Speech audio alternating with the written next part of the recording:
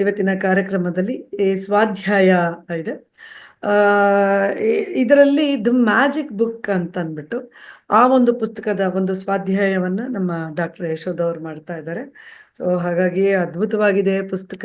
ಒಳ್ಳೆ ನಾವು ತಿಳ್ಕೊಳ್ಬೇಕಾದಂತ ಅಂಶಗಳು ಸಾಕಷ್ಟಿವೆ ಇದರಲ್ಲಿ. ಹಾಗಾಗಿ ಎಲ್ಲವನ್ನೂ ತದೇಕ ಚಿತ್ತರಾಗಿ ಕೇಳೋಣ ಅಂತ ಹೇಳ್ತಾ ಡಾಕ್ಟರ್ ಯಶೋಧ ಅವರೇ ದಯವಿಟ್ಟು ಮಾತಾಡಿ. Thank you ma'am. ಪ್ರಥಮವಾಗಿ ಮಹಾವತಾರ್ ಬಾಬಾಜಿ ಅವರಿಗೆ ಹಾಗೂ ಪಿರಮಿಡ್ ಶಕ್ತಿಯನ್ನ ನಮಗೆ ಪ್ರಪಂಚದಾದ್ಯಂತ ಪರಿಚಯಿಸಿದಂತಹ ಡಾಕ್ಟರ್ ಸುಭಾಷ್ ಪತ್ರಿಜಿ ಸರ್ ಅವರಿಗೆ ಹಾಗೂ Mahavatar foundation doctor Ranganath Guru sir ಅವರಿಗೆ ಹಾಗೂ ನನ್ನ ತಂದೆ ತಾಯಿಗೆ, ಗುರು ಹಿರಿಯರಿಗೆ, ಈ ಕಾರ್ಯಕ್ರಮದಲ್ಲಿ ಭಾಗವಹಿಸುತ್ತಿರುವ ತಮ್ಮೆಲ್ಲ ಆತ್ಮ ಬಂಧುಗಳಿಗೆ ಹಾಗೂ ಈ ಕಾರ್ಯಕ್ರಮವನ್ನ ವೀಕ್ಷಣೆ ಮಾಡುವಂತಹ ಯೂಟ್ಯೂಬ್ ಧ್ಯಾನ ಮಿತ್ರರಿಗೆ ನನ್ನ ನಮಸ್ಕಾರಗಳು. ಇವತ್ತು ದಿ ಮ್ಯಾಜಿಕ್ ಅನ್ನೋ ಪುಸ್ತಕವನ್ನ ಸ್ವಾಧ್ಯಾಯವನ್ನ ತೆಗೆದುಕೊಂಡಿರೋದಕ್ಕೆ ಕಾರಣ ನಮ್ಮ ಸಬ್ ಕಾನ್ಶಿಯಸ್ ಮೈಂಡ್ ಏನಿದೆ ಅದರಲ್ಲಿರುವಂತಹ ಒಂದು ಸುಪ್ತವಾಗಿ ಇರುವಂತಹ ಕೆಲವೊಂದು ಫಾಲ್ಸ್ ಬಿಲೀವ್ಸ್ ಏನಿದೆ ಅದನ್ನೆಲ್ಲ ಹೊರತೆಗೆದು ನಮ್ಮ ಜೀವನವನ್ನ ಹೇಗೆ ಒಳ್ಳೆಯ ರೀತಿಯಲ್ಲಿ ಉತ್ತಮಪಡಿಸ್ಕೊಳ್ಳೋ ನಿಟ್ಟಿನಲ್ಲಿ ಹೇಗೆ ಕೆಲಸವನ್ನ ಮಾಡುತ್ತೆ, ಇದು ಏನೇನು ಸೂತ್ರಗಳನ್ನ ದಿ ಮ್ಯಾಜಿಕ್ ಅನ್ನೋ ಪುಸ್ತಕದಲ್ಲಿ ಲೇಖಕರು ಉಲ್ಲೇಖ ಮಾಡಿದ್ದಾರೆ ಅನ್ನೋ ವಿಷಯದ ಬಗ್ಗೆ ಒಂದು ಕುತೂಹಲಕಾರಿಯಾಗಿ ಬಂದಂತದ್ದು ನನಗೂ ಕೂಡ, ನನ್ನ ಜೀವನದಲ್ಲೂ ಕೂಡ ಇದು ಸಾಕಷ್ಟು ಪರಿಣಾಮವನ್ನ ಬೀರಿದೆ. ಸೊ ಹಾಗಾಗಿ ಇದನ್ನ ನಿಮ್ಮ ಜೊತೆ ಹಂಚ್ಕೊಳ್ಳೋದ್ರಲ್ಲಿ ನನ್ಗೆ ತುಂಬಾ ಉತ್ಸಾಹ ಇದೆ. ಹಾಗೇನೆ ನಾನು ಹೇಳುವಂತ ರೀತಿಯಲ್ಲಿ ನೀವೆಷ್ಟು ಅರ್ಥ ಮಾಡ್ಕೊಳ್ತಿರೋ ಗೊತ್ತಿಲ್ಲ, ಬಟ್ ಪುಸ್ತಕವನ್ನ ಓದ್ತಾ ಇದ್ರೆ ಅದೊಂಥರ ನಿಜವಾಗ್ಲೂ ಮ್ಯಾಜಿಕ್ ಅಂತಾನೆ ಹೇಳಬಹುದು. ಆ ರೀತಿಯಾಗಿ ನಮ್ಮ ಜೀವನದಲ್ಲಿ ಪರಿವರ್ತನೆ ಆಗ್ತಾ ಹೋಗುತ್ತೆ. ದಿ ಮ್ಯಾಜಿಕ್, ಈಗ ಮ್ಯಾಜಿಕ್ ಅಂದ್ರೆ ಏನು? ಒಂದು ಯಕ್ಷಿಣಿ, ನಾವು ಚಿಕ್ಕದ ವಯಸ್ಸಿನಲ್ಲಿ ಬಾಲ್ಯದಲ್ಲಿ ಮ್ಯಾಜಿಕ್ ಶೋಗಳನ್ನ ನೋಡಿರ್ತೀವಿ. ಏನಾಗುತ್ತೆ ಅಲ್ಲಿ ಮ್ಯಾಜಿಕ್? ಈ ಯಕ್ಷಿಣಿಗಾರ ನಮ್ಗೆ ಏನೇನೋ ತೋರಿಸ್ತಾ ಇರ್ತಾರೆ. ಒಂದು ಹೂವನ್ನ ತೋರಿಸಿ ಕೆಂಪು ಹೂವನ್ನ ನೀಲಿ ಹೂವಾಗಿ ಪರಿವರ್ತನೆ ಮಾಡೋದು, ಅಥವಾ ನೀರನ್ನ ಜ್ಯೂಸ್ ಆಗಿ ಪರಿವರ್ತನೆ ಮಾಡೋದು, ಹಾಗೆಲ್ಲ ಮಾಡ್ತಾ ಇರ್ತಾರೆ. ಹಾಗೆ ನೋಡ್ತಾ ನೋಡ್ತಾ ಇದ್ದಂಗೆ ಪಾರಿವಾಳಗಳನ್ನ ತೋರಿಸ್ತಾರೆ. ಎಷ್ಟು ಪರಿಣಾಮಕಾರಿಯಾಗಿ ಅದು ನಮ್ಮ ಮನಸ್ಸಿನ ಮೇಲೆ ಪ್ರಭಾವವನ್ನ ಬೀರ್ತಾ ಹೋಗುತ್ತೆ. ಅದು ನಮ್ಗೆ ಬಾಲ್ಯದಲ್ಲಿ ನೋಡುವಾಗ ಬಹಳ ವಿಸ್ಮಯಕಾರಿಯಾಗಿ ಅದ್ಭುತ ರೀತಿಯಲ್ಲಿ ನೋಡ್ತಾ ಹೋಗ್ತೇವೆ. ಆ ಚಿಕ್ಕ ವಯಸ್ಸಿನಲ್ಲಿ ಅನುಭವಗಳೇ ಬೇರೆ ತರ ಇರುತ್ತೆ. ಈ ದಿ ಮ್ಯಾಜಿಕ್ ಅನ್ನೋ ಪುಸ್ತಕವನ್ನ ಲೇಖಕರು ಬರ್ದಿರುವಂತದ್ದು ರೋಂಡಾ ಬೈರ್ ನನ್ನ ಲೇಖಕರು. ಇವರು ಮೂಲತಃ ಮೆಲ್ಬೋರ್ನ್ ನಲ್ಲಿ ಇರೋರು. ಆಸ್ಟ್ರೇಲಿಯಾದ ಒಬ್ಬ ಲೇಖಕಿ, ಹಿರಿಯ ಲೇಖಕಿ ಅಂತಾನೆ ಹೇಳ್ಬೋದು. ಅವರಿಗೆ ಇವಾಗ ಒಂದು 74 ವಯೋಮಾನದವರಾಗಿರ್ತಾರೆ. ಅವರ ಜೀವನದಲ್ಲಿ ಏನ್ ನಡೀತು, ಅವರ ಒಂದು ಕಿರು ಪರಿಚಯವನ್ನ ಮಾಡ್ಕೊಳ್ಬಹುದು ಅಂತ ಹೇಳೋದಾದ್ರೆ, ಅವರ ಜೀವನದಲ್ಲಿ ಅವರ ತಂದೆ ದೇಹ ತ್ಯಾಗವನ್ನ ಮಾಡ್ತಾರೆ 2004ರಲ್ಲಿ. ಆವಾಗ ಅವರು ಖಿನ್ನತೆಗೆ ಒಳಗಾಗ್ತಾರೆ. ಅವರ ಬದುಕಿನಲ್ಲಿ ಬಹಳ ಕತ್ತಲೆ ಅಂತ ಅನ್ನಿಸ್ಬಿಡುತ್ತೆ. ಏನು ದಿಕ್ಕೆ ತೋಚದಂತ ಸ್ಥಿತಿಯಲ್ಲಿ ಇರ್ತಾರೆ. ಆಗ ಅವರಿಗೆ ಅವ್ರ ಮಗಳು ಒಂದು ಪುಸ್ತಕವನ್ನ ಕೊಡ್ತಾರೆ. The science of getting rich ಅನ್ನೋ ಪುಸ್ತಕವನ್ನ ಕೊಡ್ತಾರೆ. ಅದನ್ನ ಓದಿ ಇವರು ಇನ್ಸ್ಪೈರ್ ಆಗ್ತಾರೆ. ಅವರ ಮನಸ್ಸಿನಲ್ಲಿ ಮೂಡೋಂತ ಕೆಲವೊಂದು ವಿಚಾರಗಳು ಏನಿದೆ, ಯಾಕೆ ಕೆಲವು ಜನ ಬಹಳ ರಿಚ್ ಆಗಿರ್ತಾರೆ, ಇಂತಿಷ್ಟೇ ಜನಗಳು ಪ್ರಪಂಚದಲ್ಲಿ ಬಹಳ ಸಂತೋಷವಾಗಿರ್ತಾರೆ, 99% ಜನ ತುಂಬಾ ಪಡ್ತಾ ಇರ್ತಾರೆ, ಜೀವನದಲ್ಲಿ ಸುಖಿಗಳಾಗಿರಲ್ಲ, ಒಂದ್ರ ಮೇಲೆ ಒಂದು ದುಃಖವನ್ನ ಅನುಭವಿಸ್ತಾ ಇರ್ತಾರೆ. ಆಮೇಲೆ ಆರೋಗ್ಯ ವಿಷಯದಲ್ಲೂ ಕೂಡ ತುಂಬಾ ಜನ ಸಫರ್ ಆಗ್ತಾ ಇರ್ತಾರೆ. ಯಾಕೆ ಅಂತ ತಿಳ್ಕೊಳ್ತಾ ಹೋಗ್ತಾರೆ. ಅದ್ರ ಪ್ರಕಾರ ಅವರು ಕಂಡುಕೊಳ್ಳೋ ಸತ್ಯ ಏನು ಅಂತಂದ್ರೆ, ಅವರು ಮೂಲತಃ ಎಕ್ಸಿಕ್ಯೂಟಿವ್ ಪ್ರೊಡ್ಯೂಸರ್ ಆಗಿ ಟೆಲಿವಿಷನ್ ಲೋಕದಲ್ಲಿ ಕೆಲಸ ಮಾಡ್ತಾ ಇರ್ತಾರೆ. ಅವರು ಒಂದು ಪುಸ್ತಕವನ್ನ ಬರೀತಾರೆ, ದಿ ಸೀಕ್ರೆಟ್ ಅನ್ನೋ ಒಂದು ಪುಸ್ತಕ 2006ರಲ್ಲಿ ಬರೀತಾರೆ. ಅವರ ಇನ್ನು ಕೆಲವಾರು ಲೇಖನಗಳಿದೆ, ಹಾಗೇನೆ ಪುಸ್ತಕಗಳು, ಮತ್ತಷ್ಟು ಪುಸ್ತಕಗಳು ಅಂತಂದ್ರೆ ದಿ ಪವರ್ ಅನ್ನೋ ಪುಸ್ತಕ 2009ರಲ್ಲಿ ಪ್ರಕಟ ಆಗುತ್ತೆ. ದಿ ಮ್ಯಾಜಿಕ್ ಅನ್ನೋ ಪುಸ್ತಕ 2012ರಲ್ಲಿ ಪ್ರಕಟ ಆಗುತ್ತೆ. ಹೀರೋ ಅನ್ನೋ ಪುಸ್ತಕವನ್ನ ಬರೀತಾರೆ, ಅದು 2013ರಲ್ಲಿ ಬರುತ್ತೆ. ದ ಗ್ರೇಟೆಸ್ಟ್ ಸೀಕ್ರೆಟ್ ಅನ್ನೋ ಪುಸ್ತಕವನ್ನ ಬರೀತಾರೆ, ಅದು 2020ರಲ್ಲಿ ಪ್ರಕಟ ಆಗುತ್ತೆ. ಅವರ ಇನ್ನೊಂದು ಪುಸ್ತಕ ಅಂತಂದ್ರೆ the secret to love, health and money ಅಂತ 2022ರಲ್ಲಿ ಪ್ರಕಟ ಆಗುತ್ತೆ. ಅದರಲ್ಲಿ ನಿಮ್ಗೆ ಒಂದು ಪುಸ್ತಕ ತೋರಿಸೋದು ಅಂತಂದ್ರೆ ಇದು ಸೀಕ್ರೆಟ್ ಅನ್ನೋ ಪುಸ್ತಕ. ಇದು ರ್ಯಾಪರ್ ಹೋಗ್ಬಿಟ್ಟಿದೆ, ನನ್ನಲ್ಲಿ ಇದೆ. ಇದು ಇಂಗ್ಲಿಷ್ ವರ್ಷನ್, ದಿ ಸೀಕ್ರೆಟ್. ಇದರಲ್ಲಿ ಆದಷ್ಟು ಅಫರ್ಮೇಶನ್ಸ್ ಹೇಳ್ತಾರೆ. ಮತ್ತೆ ವಿಷನ್ ಬೋರ್ಡ್ ಹೇಗೆ ಮಾಡೋದು ಅಂತ ಹೇಳ್ಕೊಡ್ತಾರೆ. ದೃಶ್ಯೀಕರಣ, ವಿಜುವಲೈಸೇಷನ್ ಹೇಗೆ ಮಾಡ್ಕೊಳ್ಳೋದು, ನಮ್ಮ ಜೀವನದಲ್ಲಿ ಹೇಗೆ ಹಣವನ್ನ ಸಂಪಾದನೆ ಮಾಡ್ಕೊಳ್ಬೇಕು, ಕನಸಿನ ಮನೆಯನ್ನ ಹೇಗೆ ಕಟ್ಕೊಳ್ಬೇಕು, ನಮ್ಮ ಸಂಬಂಧಗಳನ್ನ ಹೇಗೆ ಉಳಿಸ್ಕೊಳ್ಬೇಕು, ನಮ್ಮ ಕುಟುಂಬ ಸದಸ್ಯರ ಜೊತೆ ಹೇಗೆ ಒಡನಾಟ ಇರಬೇಕು, ಹೇಗೆ ಅದನ್ನ ಗಟ್ಟಿ ಮಾಡ್ಕೊಳ್ಬೇಕು ಅನ್ನೋದ್ರ ಬಗ್ಗೆ ಎಲ್ಲ ಹೇಳ್ಕೊಳ್ತಾ ಹೋಗ್ತಾರೆ. ಟೋಟಲಿ ಇದು ಲಾ ಆಫ್ ಅಟ್ರಾಕ್ಷನ್ ನ ಒಂದು ವಿಧಾನದಲ್ಲಿ ಹೇಗೆ ನಾವು ಕನಸನ್ನ ಸಾಕಾರಗೊಳಿಸ್ಕೊಳ್ಬಹುದು ಅನ್ನೋದನ್ನ ಹೇಳ್ಕೊಡ್ತಾರೆ. ಅದ್ರದ್ದೇ ಇದು ಒಂದು ಸೀಕ್ರೆಟ್ ಅನ್ನೋ ಪುಸ್ತಕದ್ದೇ ಒಂದು ಕನ್ನಡ ತರ್ಜುಮೆ ಇದೆ. ಇದನ್ನ ನೀವು ಪಡ್ಕೊಂಡು ಅದನ್ನ ಓದ್ಬಹುದು. ಇದು ರಹಸ್ಯ ಅನ್ನೋ ಟೈಟಲ್ ಇದೆ. ಇದು ರೋನ್ ಡಬ್ಬೈರ್ನವರು ಬರೆದಿರುವಂತದ್ದು. ಇದು ಕನ್ನಡ ಪುಸ್ತಕ, ಕನ್ನಡದಲ್ಲಿ ತರ್ಜುಮೆ ಮಾಡಿರುವಂತದ್ದು. ಹಾಗೇನೆ the secret to love and health and money ಅಂತ ಇನ್ನೊಂದು ಪುಸ್ತಕ. ಲಕ್ಕಿಲಿ ನನ್ಗೆ ಇದು ಮೈಸೂರಲ್ಲಿ ಸಿಕ್ತು. ಮೈಸೂರಲ್ಲಿ ಒಂದು ದಸರಾ ಟೈಮಲ್ಲಿ ಹೋಗುವಾಗ ಒಂದು ಪುಸ್ತಕ, ನಾನು ಆಗ ತಾನೇ ರಹಸ್ಯ ಅನ್ನೋ ಪುಸ್ತಕನ ಓದ್ತಾ ಇದ್ದೆ. ಸೊ ಅದು ಒಂದು ಪುಸ್ತಕದ ಸ್ಟಾಲ್ ಅಲ್ಲಿ ಮುಂದೆ ಡಿಸ್ಪ್ಲೇ ಮಾಡಿದ್ರು, ಒಂದೇ ಒಂದು ಕಾಪಿ ಇತ್ತು. ಇದು ಕೂಡ ತುಂಬಾ ಚೆನ್ನಾಗಿದೆ. ಅಫರ್ಮೇಶನ್ಸ್ ತುಂಬಾ ಚೆನ್ನಾಗಿ ಹೇಳಿದ್ದಾರೆ. ಮತ್ತೆ ನಾವು ಅದಕ್ಕೆ ಸೀಕ್ರೆಟ್, ನಾವು ಒಂದು ಪ್ರೀತಿಯನ್ನ ಪಡ್ಕೊಳ್ಬೇಕು, ಒಂದು ಗುಣಮಟ್ಟವಾದ ಆರೋಗ್ಯವನ್ನ ಪಡ್ಕೊಳ್ಳೋದು ಹೇಗೆ ಅಂತ ಹೇಳ್ಕೊಡ್ತಾರೆ. ಹಾಗೆ ನಾವು ಮನಿ ಮ್ಯಾನಿಫೆಸ್ಟೇಷನ್ ಹೇಗೆ ಮಾಡ್ಕೊಳ್ಬೇಕು ಅನ್ನೋದನ್ನ ಈ ಪುಸ್ತಕ, ಈ ರಹಸ್ಯ ಅನ್ನೋ ಪುಸ್ತಕ, ಸೀಕ್ರೆಟ್ ಮತ್ತೆ ಸೀಕ್ರೆಟ್ ಲವ್ ಹೆಲ್ತ್ ಮನಿ, ಇದರಲ್ಲಿ ತುಂಬಾ ಚೆನ್ನಾಗಿ ಬರ್ದಿದ್ದಾರೆ. ಇದನ್ನ ನಾವು ಓದ್ಕೊಂಡು ಅದನ್ನ ಜೀವನದಲ್ಲಿ ಅಳವಡಿಸ್ಕೊಂಡು ನಿಜವಾಗ್ಲೂ ಅದನ್ನ ಓದ್ತಾ ಹೋದ್ರೆ ತುಂಬಾ ಚೆನ್ನಾಗಿ ಅನ್ಸುತ್ತೆ. ಅದು ನಮ್ಮ ಜೀವನದಲ್ಲಿ ಅಳವಡಿಸ್ಕೊಂಡ್ರೆ ಮಾತ್ರ ಅದು ತುಂಬಾ ಪರಿಣಾಮಕಾರಿಯಾಗಿ ನಮ್ಮ ಸಬ್ ಕಾನ್ಶಿಯಸ್ ಮೈಂಡ್ ನ ಬದಲಾಯಿಸ್ತಾ ಹೋಗುತ್ತೆ. ಈಗ ದಿ ಮ್ಯಾಜಿಕ್ ಅನ್ನೋ ಪುಸ್ತಕ ವಿಷಯ ಆಗಿ ಬರೋದಾದ್ರೆ, ಮ್ಯಾಜಿಕ್ ಮೊದ್ಲೇ ಹೇಳ್ದಂಗೆ ಒಂದು ಯಕ್ಷಿಣಿ ವಿದ್ಯೆ. ಅದು ನಮ್ಮ ಜೀವನದಲ್ಲಿ ಹೇಗೆ ಪುನರಾವರ್ತನೆಯಾಗಿ ಮಾಡ್ತಾ ಹೋದ್ರೆ ಅಲ್ಲಿ ಆಕ್ಟಿವಿಟೀಸ್ ಒಂದು 28 ಡೇಸ್ದು ಆಕ್ಟಿವಿಟೀಸ್ ನ ಕೊಟ್ಟಿದ್ದಾರೆ. ಸೊ 28 ಡೇಸ್ ಅಲ್ಲಿ ಏನೇನು ಮಾಡ್ತಾ ಹೋಗ್ಬೇಕು, ಪ್ರತಿ ದಿವಸ ಇದರ ಅಭ್ಯಾಸವನ್ನ ಮಾಡ್ಕೊಳ್ಬೇಕು ಅಂತ ಬರಿತಾ ಹೋಗ್ತಾರೆ. ಒಬ್ರು ಲೇಖಕರು ಹೇಳ್ತಾರೆ, ರೋಲ್ಡ್ ಡಾಲ್ ಅನ್ನೋರು, those who don't believe in magic will never find it ಅಂತ. ಯಾರಿಗೆ ಪವಾಡಗಳ ಬಗ್ಗೆ, ಮ್ಯಾಜಿಕ್ ಬಗ್ಗೆ ನಂಬಿಕೆ ಇಲ್ವೋ ಅವರು ಅದನ್ನ ಪಡೆದುಕೊಳ್ಳಲು ಸಾಧ್ಯ ಇಲ್ಲ ಅಂತ ಹೇಳ್ತಾರೆ. ಇಷ್ಟೊಂದು ಪುಸ್ತಕಗಳನ್ನ ನಾವು ಓದ್ತೀವಿ, ಬಟ್ ಓದಿದ ನಂತರ ಅದನ್ನ ಹಾಗೆ ಇಟ್ಬಿಡ್ತೀವಿ, ಜೀವನದಲ್ಲಿ ಅಳವಡಿಸ್ಕೊಳ್ಳಲ್ಲ. ಅದೊಂದು ತಪ್ಪನ್ನ ಮಾಡ್ತೇವೆ. ಆದ್ರೆ ಇದನ್ನ ಅಳವಡಿಸ್ಕೊಂಡ್ರೆ ಮಾತ್ರ ಜೀವನದಲ್ಲಿ ಏನೆಲ್ಲ ಪವಾಡಗಳು ಆಗಬಹುದು ಅನ್ನೋದನ್ನ ನಾವು ಕಂಡುಕೊಳ್ತಾ ಹೋಗ್ತೀವಿ. ಇದರಲ್ಲಿ ಶುರುವಿನಲ್ಲಿ ಹೇಳ್ತಾರೆ, ನಾವು ಚಿಕ್ಕವರಾಗಿದ್ದಾಗ ಎಷ್ಟೊಂದು ವಿಸ್ಮಯಗಳನ್ನ ನೋಡ್ತೀವಿ ಅಂತ. ಚಿಕ್ಕವರಾಗಿದ್ದಾಗ ನಾವು ಎಷ್ಟು ಖುಷಿ ಪಡ್ತಾ ಇದ್ವಿ. ತಂದೆ ತಾಯಿ ನಮ್ಮನ್ನ ನೋಡ್ಕೊಳ್ತಾ ಇದ್ರು, ತಾಯಿ ಅಡ್ಗೆ ತಿಂಡಿ ತಿನಿಸುಗಳನ್ನ ಮಾಡ್ತಾ ಇದ್ರು, ಅಪ್ಪ ದುಡಿತಾ ಇದ್ರು. ನಮ್ದು ಏನೇ ಇದ್ರೂನು ನಾವು ಆಚೆ ಹೋಗಿ ಶಾಲೆಗೆ ಹೋಗಿ ವಿದ್ಯಾಭ್ಯಾಸವನ್ನ ಮಾಡುವಂತದ್ದು ಇರುತ್ತೆ ಅಷ್ಟೇ ಹೊರತು ನಮ್ಗೆ ಯಾವುದೇ ಜವಾಬ್ದಾರಿ ಇರೋದಿಲ್ಲ. ಹಾಗೆ ಕೆಲವೊಂದು ವಿಚಾರಗಳನ್ನ ನಾವು ವಿಸ್ಮಯಕರವಾಗಿ ನೋಡ್ತಾ ಇರ್ತೇವೆ. ಇವರು ಹೇಳಿದ್ದಾರೆ, ಪಡಿಸಿದ್ದಾರೆ. ಅದನ್ನ ನಾನು ಒಂದಷ್ಟು ಬದಲಾವಣೆ ಮಾಡಿ ಈಗ ಬಾಲ್ಯದಲ್ಲಿ ಏನೇನೋ ಖುಷಿಯನ್ನ ಕಾಣ್ತಿದ್ವಿ ಅನ್ನೋದ್ರ ಬಗ್ಗೆ ಹೇಳ್ತಾ ಹೋಗ್ತೀನಿ. ನಾವು ಮಳೆ ಬಂದಾಗ ಎಂಜಾಯ್ ಮಾಡ್ತಾ ಇದ್ವಿ, ಅಥವಾ ಮಳೆ ಬಿಸಿಲು ಇದ್ದಾಗ ಕಾಮನ ಬಿಲ್ಲು ಹೇಗೆ ಮೂಡುತ್ತೆ, 7 ಬಣ್ಣಗಳನ್ನ ಹೇಗೆ ಸೃಷ್ಟಿ ಮಾಡುತ್ತೆ ಅನ್ನೋಂತ ನೋಡ್ತಾ ನೋಡ್ತಾ ಅದರಲ್ಲಿ ಖುಷಿ ಪಡ್ತಾ ಇದ್ವಿ. ಆಲಿಕಲ್ಲು ಮಳೆ ಇದ್ದಾಗ ಎಷ್ಟೊಂದು ಖುಷಿ ಪಡ್ತಾ ಇದ್ವಿ. ನಾವು ಬಾಲ್ಯದ ದಿನಗಳಲ್ಲಿ ಆಟ ಆಡಿದ್ದಂಥದ್ದು ಎಷ್ಟೊಂದು ಕುಂಟಬಿಲ್ಲೆ ಇರಬಹುದು, ಮತ್ತೆ ಹಲವಾರು ಆಟಗಳನ್ನ ಆಡಿರ್ತಾ ಇದ್ವಿ. ಗಾಳಿಪಟವನ್ನ ಹಾರಿಸ್ತಾ ಇದ್ವಿ. ನಮ್ಗೆ ಆ ಟೈಮಲ್ಲಿ ಯಾವುದೇ ರೀತಿ ಯೋಚನೆ ಇರ್ತಿರ್ಲಿಲ್ಲ. ಬರೀ ಕಲಿಕೆ ಮತ್ತು ಆಟ ಪಾಠ ಅಷ್ಟೇ ಇರ್ತಾ ಇತ್ತು. ಮತ್ತೆ ಯಾವುದು ನಮ್ಗೆ ಇಷ್ಟೇ ಮಾರ್ಕ್ಸ್ ತಗೊಳ್ಬೇಕು ಅನ್ನೋದು ಒಂದು ಯಾವುದೇ ರೀತಿಯ ಒಂದು ಟಾರ್ಗೆಟ್ ಕೊಡ್ತಾ ಇರ್ಲಿಲ್ಲ ನಮ್ಮ ಅಪ್ಪ ಅಮ್ಮ. ಹೇಗೆ ಬರುತ್ತೋ ಹಾಗೆ ಓದ್ಕೊಂಡು ಸಾಕ್ತಾ ಇದ್ವಿ. ಜೊತೆಗೆ ಹಬ್ಬಗಳು ಬಂದ್ರೆ ಒಳ್ಳೊಳ್ಳೆ ಬಟ್ಟೆ ಹಾಕೊಳ್ಳೋದು, ಸುತ್ತಮುತ್ತ ಇರುವಂತಹ ನಮ್ಮ ಬಾಲ್ಯದ ಸ್ನೇಹಿತರ ಜೊತೆ ಆ ಕಾಲವನ್ನ ಕಳೀತಾ ಇರ್ತಾ ಇದ್ವಿ. ಮತ್ತೆ ಎಲ್ಲಿ ಮಾವಿನ ಮರ, ನೆಲ್ಲಿಕಾಯಿ ಮರ, ಹುಣಸೆ ಮರ ಸಿಗುತ್ತಾ ಅಲ್ಲಿ ಹೋಗಿ ಕಲ್ಲು ಹೊಡೆದು ಆ ಹಣ್ಣನ್ನ ಉದುರಿಸಿ ಎಲ್ಲರೂ ಹಂಚ್ಕೊಂಡು ತಿಂತಾ ಇದ್ವಿ. ಬಹಳಷ್ಟು ಖುಷಿ ಪಡ್ತಾ ಇದ್ವಿ.